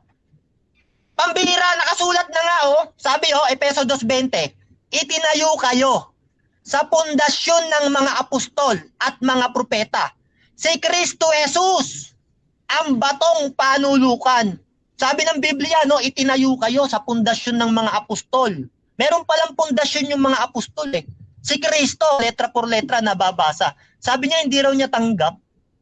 Pambira, ang tao iglesia eh. Sabi ng unang Korinto 3.17, kung gibain ng sino man ang templo ng Diyos, siya'y igigiba ng Diyos sapagkat ang templo ng Diyos ay banal, na ang templong ito ay kayo. Yung mga apostol, templo pala yun, pati tayo eh. Gusali rin tayo ng Diyos, sabi ng Biblia eh. At natatayong bahay na ukol sa Espiritu. At ang pundasyon, si Kristo, sabi ng Biblia, Efeso 2 ng 20 hanggang 21, na si Jesucristo Jesus din ang pangulong bato sa panulok, na sa kanya ang buong gusali nakalapat na mabuti. Yung buong gusali pala, mga kapatid, nakalapat na mabuti yung kay Kristo, sabi ng Biblia eh. Pinatunayan din niya ni Apostol Pablo, Efeso 4 ng 16, nang dahil sa kanya, ang buong katawan ay nakalapat na mabuti. Pambira, ayaw ni Jando. Grabe, hindi niya tanggap. Kaya tanong ko sa kanya, sabi ko kaganina, tanong ayon sa unawa mo, sino ang walang kakayahan maging pundasyon ng iglesia? Si Jesucristo o si Pedro? Sabi niya, policy, hindi ko kayang sagutin. Ang dali-dali ng tanong eh, sino ang walang kakayahan maging pundasyon ng iglesia? Si Kristo ba o si Pedro? Nasa topic yan eh, hindi mo masagot eh. O tumanong ulit ako ng bago, tanong ko sa'yo, ang Panginoong Jesucristo ba ay matibay na pundasyon ng iglesia?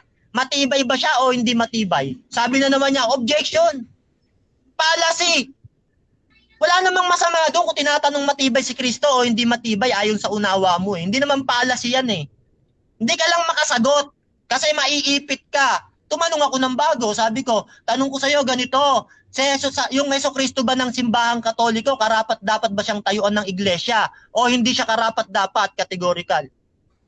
Pinapatunayan mo nga si Pedro, di ba? Dapat sabi mo, hindi siya karapat dapat kasi nga si Pedro ang karapat dapat. Di rin siya makasagot. Hindi niya mabanggit si Pedro. Kasi magagalit sa kanya si Kristo eh. At maraming mga nanonood dito magagalit sa'yo. Sukat ba naman akalain mo? Sasabihin mo hindi karapat dapat si Kristo? Si Pedro ang karapat dapat? At si Pedro ang matibay na pundasyon, hindi si Kristo? Yan ang unawa mo? Kaso hindi mo mabanggit. Bakit? Mapapahiya ka eh. Ibig sabihin, sa puso mo, meron kang doubt. Hindi talaga si Pedro ang bato. Kasi hindi mo talaga mabanggit si Kristo eh, na hindi siya karapat dapat. Hindi siya pundasyon, pero umamin ka. Napaamin ka kaganina. Sabi mo, pundasyon din si Kristo. Tumanong ako, sabi ko, tanong ko sa'yo, sino ba ang pinakamatibay na pundasyon? Si Jesucristo o si Pedro? Sagot niya, parehas. Matibay daw na pundasyon. Maya-maya, tumanong ako, matibay ba si Kristong pundasyon? Hindi niya na masagot. Pero kanina, umamin siya. Dalawa pala pundasyon, matibay eh. Si Kristo at si Pedro. Pero ang papatunayan niya, si Pedro lang daw ang bato. Pero pundasyon din si Kristo. Sabog-sabog na aral nito eh. Nagbabangga-banggaan eh. Lutang na yung kanyang kaisipan. Tapos sabi niya pa, kalahating round lang tayo. Hindi na natin itutuloy, bro Mario. Maya-maya nung nakikita niyang bugbog na siya, umpisa pa lang, tuloy na laban, bro Rasa. Tuloy na. Biruin mo. Ipinagpalit mo yung pagsamba. Kanina, ang ano-ano mo, sabi mo, unahin ko ang pagsamba. Kaysa sa laban natin, bro Mario, talagang hap lang tayo. Nung nakita mong bugbog ka, nagawa mong ipagpalit ang pagsamba. Sabi ng Hebreo 10 ng 25, huwag yung kakaligtaan ng mga pagkatipon-tipon. Sumaway ka! Wait lang. Time stop mo na. Objection. Proceed. Bugbog! Wait lang, bro Mario. Objection. Ang ginagawa ni Brad Mario is ad hominem. Kanina, sinabi ko kanina na na one round lang kasi may misa.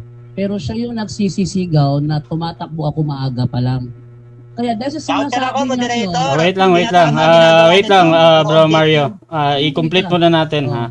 Tapos dahil sa pagsisigaw niya kanina, Kaya pumayag na lang ako. Ngayon pumayag ako pang sinisi. I-request mo to eh. Okay. Ayaw ko sana kanina, sabi mo, tumatakbo na ako. Kaya pinagbigyan na lang kita. Ngayon ginawa ko na ako pa sinisisi. Huwag ka Okay. mag-ad hominem dito, mag-focus ka sa tema. Okay, Kasi kalaban to, parang batang walang bait. okay, counter objection. Counter objection. Ang counter ko, Bro Rasa, unang-una, hindi na ako makalatag ng maayos eh. Pag tinatamaan siya, nasasaktan siya, napapahiya, tatawag siya sa'yo. Harapin niya argumento. Huwag siyang bakla. Huwag kang objection ng objection. Di nga ako nag-objection sa latag mo eh. Dahil humaharap ako sa argumento. Ang totoo, hindi mo ako kaya. Okay. Ganito mga kapatid ang ating Salamat sa judgment dito ha. So ang concern lang naman dito unang-una yung sa focus sa topic mga kapatid at doon sa mga observation nyo sa kanina, I hope na hindi masyadong mabanggit mga kapatid dahil yung sa ating audience talagang ang interested lang sila yung doon sa Mateo. Ngayon doon sa mga mga ginagawa nyo kanina kung matutuloy o hindi, na lang mas easy kasi pag iwasan natin yung mga bro pa. So proceed lang bro, 2 minutes and 20 seconds. Proceed Brother Mario. Okay, sige, latag ulit tayo kasi ganyan nangyayari. Okay, no? Sabi ng unang Korinto, no, tinanong ko siya, sabi ko, meron pa bang ibang pundasyon na inilagay ng Ama? Ang tanong ko pala sa kanya ganito kasi nawala ako eh. Hindi niya raw tanggap na ang mga apostol, narinig niyo, hindi niya tanggap na ang mga apostol, pundasyon nila si Kristo. Isipin niyo kung hindi niya tanggap yon mga kapatid, na ang mga apostol, pundasyon nila si Kristo, at ang mga apostol ay templo ng Diyos, sabi ng Biblia. Sa unang Korinto 3:17, ang templong ito ay kayo, sabi ng Biblia, at ang pundasyon, Efeso 2:20, nakapundasyon ng mga apostol kay Kristo, hindi niya tanggap. Kung hindi niya pala tanggap yon, ano pang gagawin natin mga kapatid? Ang mga talata, binabaluktot at binabali. Isuksukat akalain mo, nakasulat letra por letra, hindi mo tatanggapin. Para lang ipagpalit na hindi ka matalo. Harapin mo yung katotohanan. Tanggapin mo ang nakasulat. Letra por letra na nga, hindi mo pa tanggap. Ipagpapalit mo ang katotohanan sa ego, sa pride na meron ka dyan, do. Yung ba ang gusto mong ipakita sa mga tao? Nakakahiya ka, kapatid. At unang-una, ganito, no? Sabi mo, merong commentary si Excel Henry Donald. Tanong, yung mga binasa mong commentary, lahat ba ng commentary tama? Sabi ng Isaiah 34:16, inyong saliksikin sa aklat ng Panginoon at inyong basahin. Maraming mga tao nag-commentary. Pero merong tao pinahayagan sa espiritu, unang Korinto 2:10. Ngayon, lahat ba na nagko-commentary na binabasa mo, tama ba yan? Yan ang sinasabi ko sa iyo. Huwag kang gagamit ng mga kung ano-anong Google referensya na hindi naman kapanipaniwala. Tandaan mo to, Jando. Hindi lahat ng commentary o nababasa mo na sinabi ng mga tao na hindi sinamahan ng Diyos. Na hindi pinayagan ng Diyos ng katotohanan tama. Maraming commentary, mali eh. Tapos babasahan mo kami lahat, gagawin mo kaming bata para paniwalain mo lang kami na yung mga komentaryong binabasa mo tama. At ang commentary na i-edit. Okay, dako tayo sa ating second cross. Brother Jando, proceed bro, 7 minutes. Okay, unang tanong ko sa kanya, ano yung tema ko na kinontra mo? Ang bato sa Matthew 16:18 o yung bato sa Gawa 4:11? Ang temang kinokontra ko, patutunayan mo si Pedro ang bato, tinayuan sa Mateo 16:18. Kontra nga ako dun si Kristo ang bato. Wait lang, Brother Mario. Objection mo na. Categorical ang aking tanong. Ang Okay. tanong ko sa kanya, ano yung tema kong kinontra niya? Yung bato ba sa Matthew 16:18 o yung bato sa Gawa 4:11? Okay, so Mateo 16:18 or sa Efeso ba 'yon? Tama ba? Ulitin ko, So ganito, ulitin ko. wait lang Brother Jando ha. So ang pagpipilian kasi medyo siya mahaba bro ba. Pwede kang gumamit ng A or B para mas mabilis. Ulitin ko ha. Okay. Madali lang naman to eh. Ano yung tema ko na kinontra ni Mario? Yung bato ba sa Matthew 16:18 o yung bato sa Gawa 4:11? Okay, sasagot ako. Ang kinokontra ko, yung bato sa Mateo 16:18 na si Pedro sa unawa mo, mali yun. Si Kristo ang bato, siya ang malaking bato. Wala nang ibang bato, sabi ng Biblia. Isaiah 44:8, walang kinikilala ang Ama na ibang bato. Maliban sa iisang bato na naitayo na, si Kristo. Letra por letra yan, nakasulat eh. Next question. Ano yung tema ko na kinontra mo? Yung bato sa Mateo 16:18 o yung bato sa Marcos 12:10?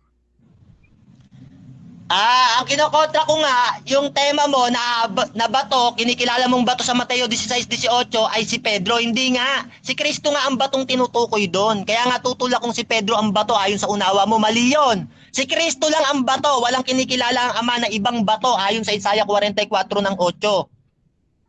Diyos Next lang ang question. malaking bato. Next Mali question. ka. Next question.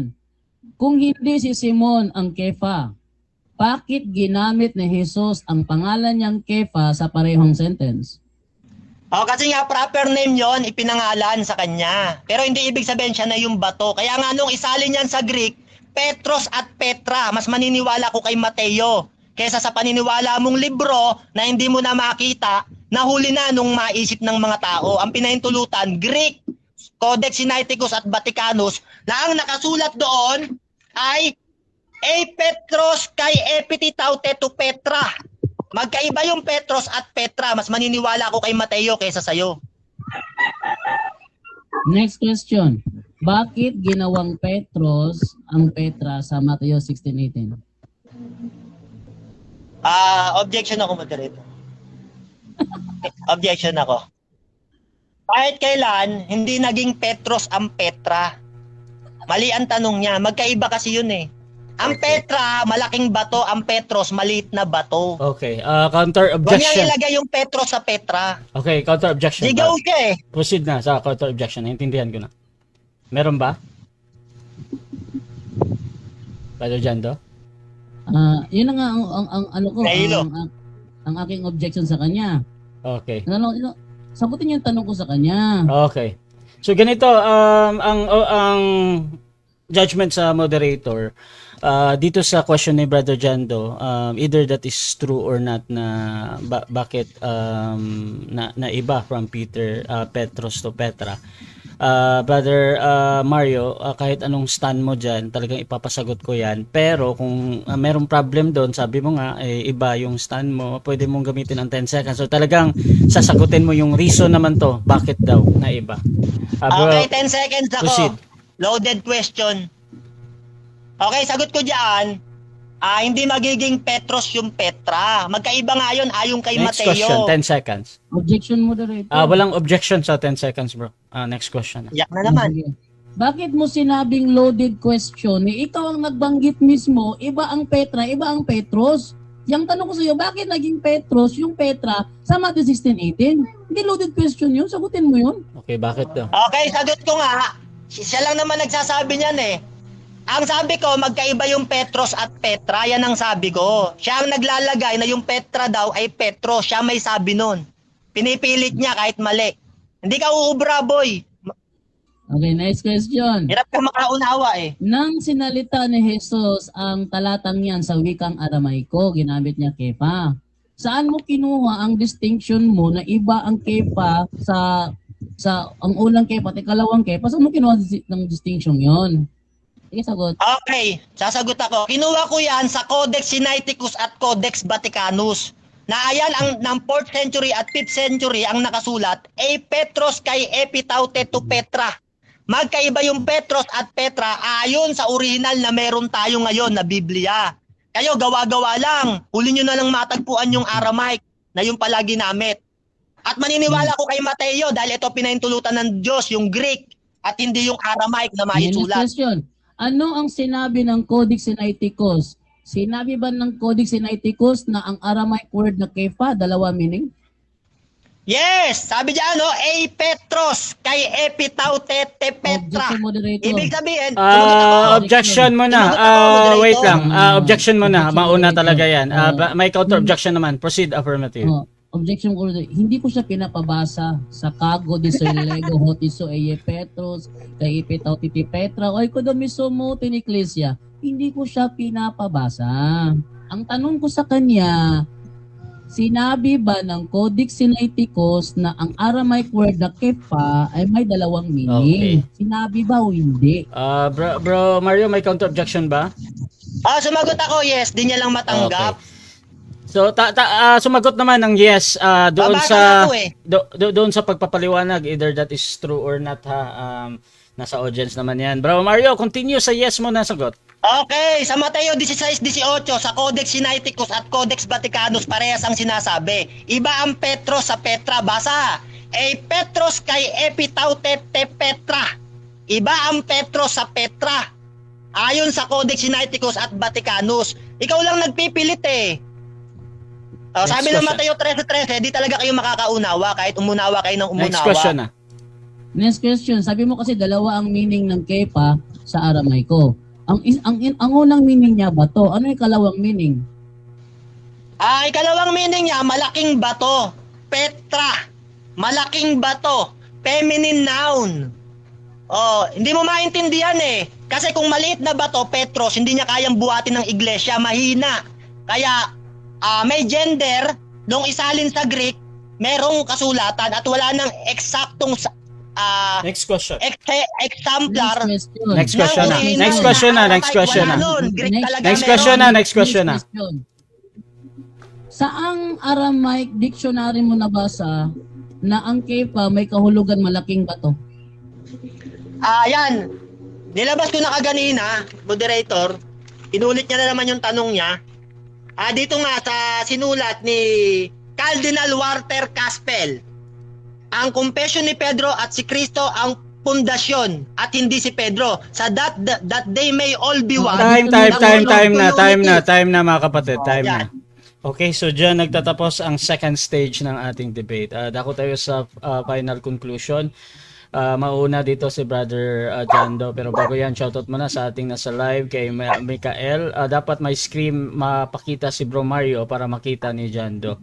Shoutout din kay Leoned, sinagot pero ayaw tanggapin. Shoutout din kay Joseph, tatalo si Jando kaya ako umalis sa Catholic eh. Shoutout din kay Emmy Alfonso. Shoutout sa mga galing na Catholic defender gaya ni Brother Jando. Shoutout din kay Mikael. Aramaic yan sila dahil parehas. Shoutout din kay Freddy Channel. Panalo sa ad home si Mario. Shoutout din mga kapatid kay Irene. Tagal naka-imik ni Jando. Jo Marie Kahiya, hindi na umalis sa Mateo 16:18. At si JCL, mas maganda pang kausap ang mga Muslim kaysa sa mga MCGI para mga taga-squatter na tambay lang sa kanto kung bumanat nakahiya maging MCGI. Shoutout din kay Dulce, panalos na si Brother Mario. At Freddy, ayan, shoutout sa iyo. Brother Mario, bilang negatibo sa ating paksa na si Pedro ang bato sa Mateo 16:18. Your time starts now, bro. Okay, makikita nyo naman mga kapatid, no? Supalpal. Yan, no? Ganito mga kapatid, no? Yung palang kanilang iglesia, meron palang mga kardinal na niniwala na si Kristo ang bato, hindi si Pedro. Nagkaroon sa kanila ng pagtatalo kahit mag-research kayo sa history. Merong mga kardinal pinaniniwalaan si Kristo ang bato eh. Kaya nagkagulo-gulo nga yung mga kardinal nila eh. Sabi rito, ang kardinal na si Joseph Ratzinger, Pope Benedict, position.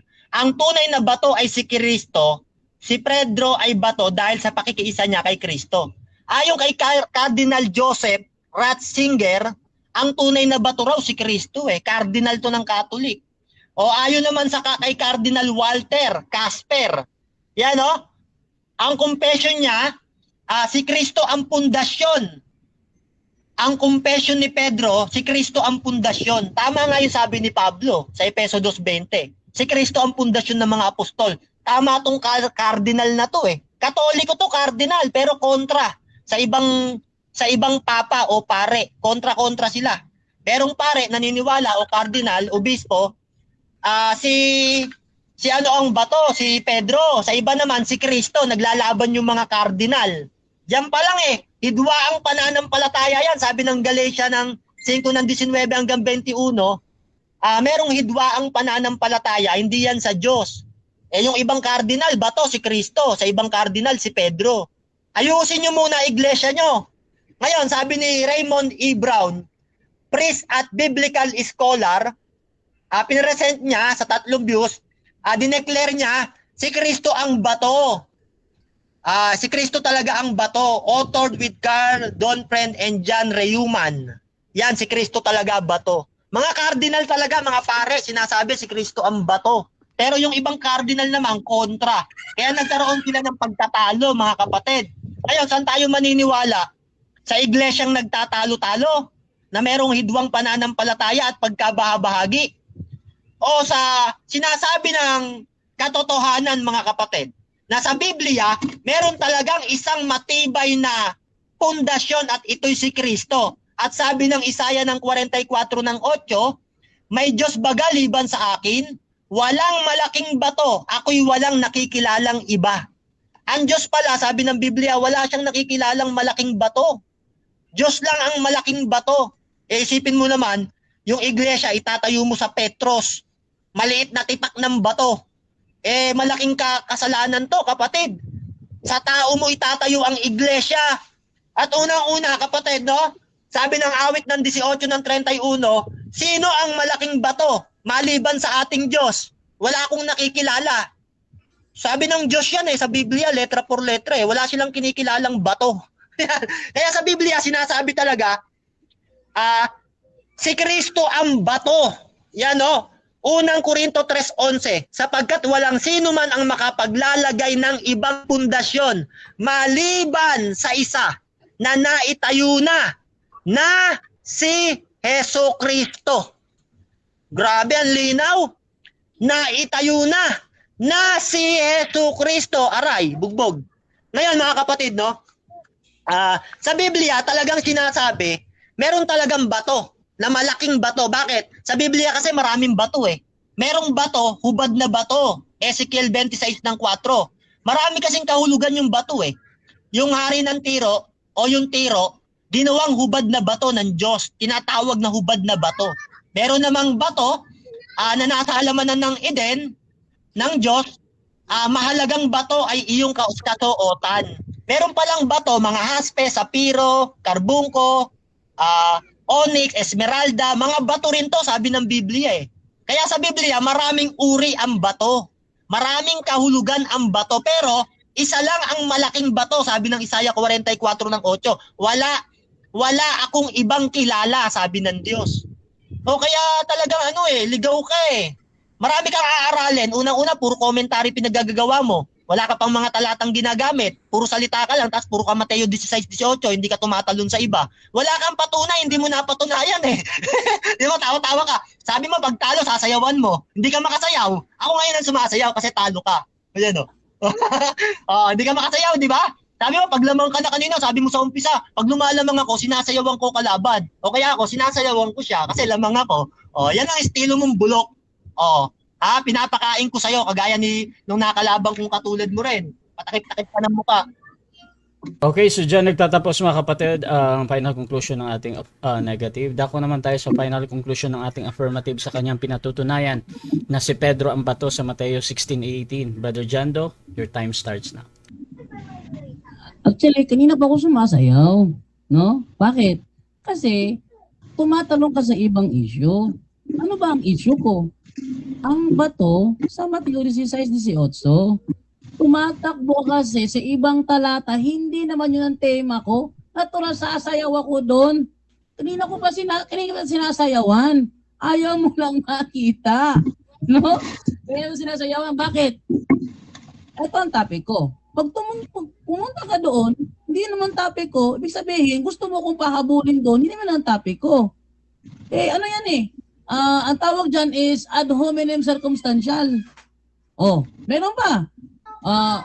Yung mga tanong niya na sabi niya, pag ako nagtanong, wala naman siyang objection. Natural kasi alam ko, kabisado ko, ang different types of fallacy, kaya hindi ako magtatanong ng may fallacy. Kaya ang mga sagot mo, diretso. Yung mga tanong mo kasi kargado ng false dilemma, kargado ng loaded question, kargado ng red herring, kargado ng straw man. Kaya ako nag-o-object. Ano ba namang klaseng kalaban to? Tingnan nyo, nagre-reklamo siya. Ayaw ko daw umalis sa isang talata. Mateo 16:18. Yun ang tema ko eh. Yun ang tema ko. Ba't mo ko patatakbuhin sa iba? Hindi naman yan ang tema ko. Oh, ibig sabihin, hindi niya kinontra yung stand ko. Nagtayo siya ng bagong argumento at ang gusto niya, yon ang kokontrahin ko. Never. Never. Ako ang affirmative dito, kaya ang stand ko, yung bato, yung kefa sa Mateo 16:18. Ang pinakamalaking ebidensya na hindi niya masagot, bakit kefa ang binigay na pangalan? Ang daming pwedeng ibigay na pangalan, bakit kefa pa? Oh. At kung hindi siya ang kefa, sabi maliit lang na bato, bakit sinabi ni Kristo, patitibayin kita para patibayin mo ang mga kapatid mo? Kaya nga siya ginawang kefa eh, kasi patitibayin siya ng Panginoon para patibayin yung kapatid niya. Task yun.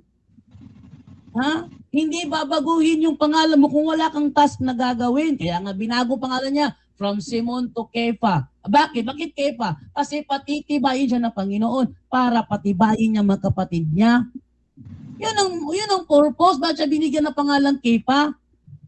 Kaya nga lahat ng mga kumontra, pag tinanong na bakit Kefa ang binigay na pangalan, ang dami pangalan, bakit Kefa pa? Hindi nila masagot yan. Ang alam na nila, basta pinangalanan. Ano yung walang silbi na pagbigay ng pangalan? May meaning yun. Pagbigay ng pangalan, may meaning yan. Ano ka ba? Kaya nga Kefa, bato. Bakit? Patitibayin siya. Ngayon, tumakbo sa ibang talata, may malaking bato sa Isaiah 44:8. Yun bang malaking batong yun? Yun bang pinagtayuan ng iglesia? Hindi. Oh, pumakbo sa bato na itatakwil. Yung batong tinakwil na ba yun? Yung bang tatayuan ng iglesia? Hindi rin. Saan tumatakbo ng mga bato ito? Hindi naman sinabi na yun ang pagtatayuan ng iglesia. Ang tema ko, yung batong pagtatayuan ng iglesia sa Mateo 16:18. Yun ang mga kasama naman niya nagko-comment diyan, nagrereklamo. Bakit ayaw ko daw umalis? Hindi talaga ako aalis diyan kasi yan ang tema ko. Ako ang affirmative. Ang rule ng affirmative, tindigan ng kanyang tema, hindi lalayasan. Yun ang rule ng affirmative. Ang rule naman ng negative, gibain ang tema. Hindi niya ginigiba. Nagtayo ng panibagong argumento. At yun ang pahabol niya sa akin, never. Kaya lahat ng debate ko, pag ako ang nagtanong, wala talagang reklamo yung kalaban. Bakit? Dahil kabisado ko ang different types of fallacy, hindi ako magtatanong na may halong fallacy. Kaya nga sinabi niya, loaded question yung tanong ko kanina. Ang loaded question? Alam ko yung loaded question. Loaded question is may tanong ka na nag-assume ka bigla. Yun ang loaded question, may assuming. Wala naman ako assume sa mga tanong ko. Oh, open nga yung tanong ko eh. May categorical, di ka naman sumasagot ng categorical. So maliwanag. Inamin niya, ang tema na kinontra niya ay yung bato sa Mateo 16:18. Hindi yung bato sa Marcos 12:10, hindi yung bato sa Gawa 4:11, hindi yung bato sa Isaiah 44:8, hindi yung bato sa Awit 82:1-2. Ang layo ng mga tinalon mo. I expect na kung gaano ko tinindigan yung tema ko, focus kayo sa paggiba sa tinitindigan ko. Ang ginagawa mo, lipad ka ng lipad ng malayo. So, at the end, hindi nagiba ang tema ko kasi ang mga talatang binigay niya, ibang talata, hindi naman bato sa Mateo 16:18. Ako, ibahin mo ako, pag ako kadebate mo, talagang focus ako sa topic ko. Oh, ngayon, thank you. So dyan nagtatapos ang debate natin between RCC and MCGI at dako tayo sa pasasalamat lang.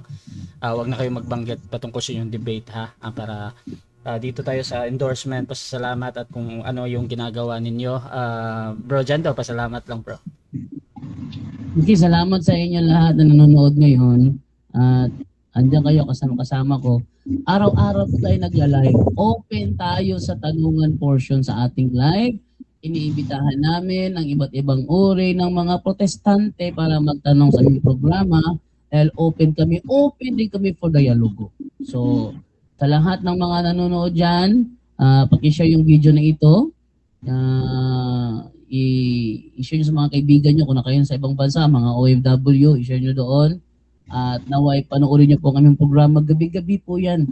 No? Open kami sa lahat. Tanungan, dialogo, anong gusto niyo? Open kami doon.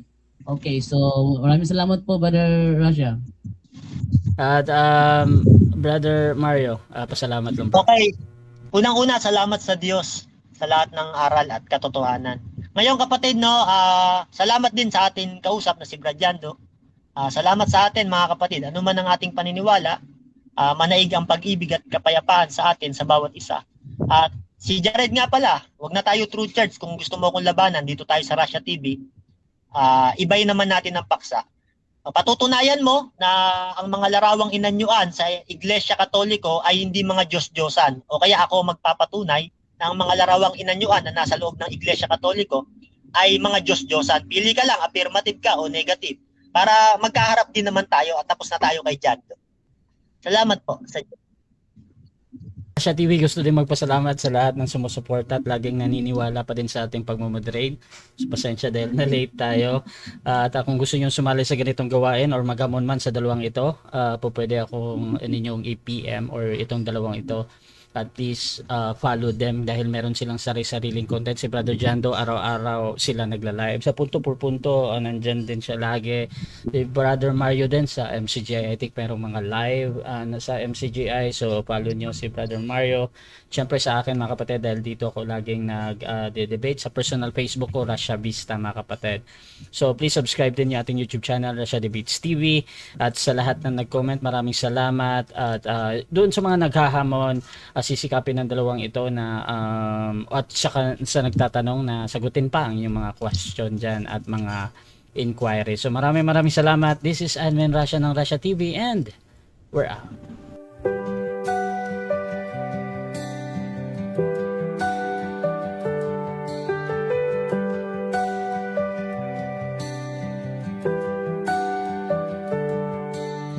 Darkness fades when you are near. Your light breaks through our deepest fear. You make the broken heart rejoice in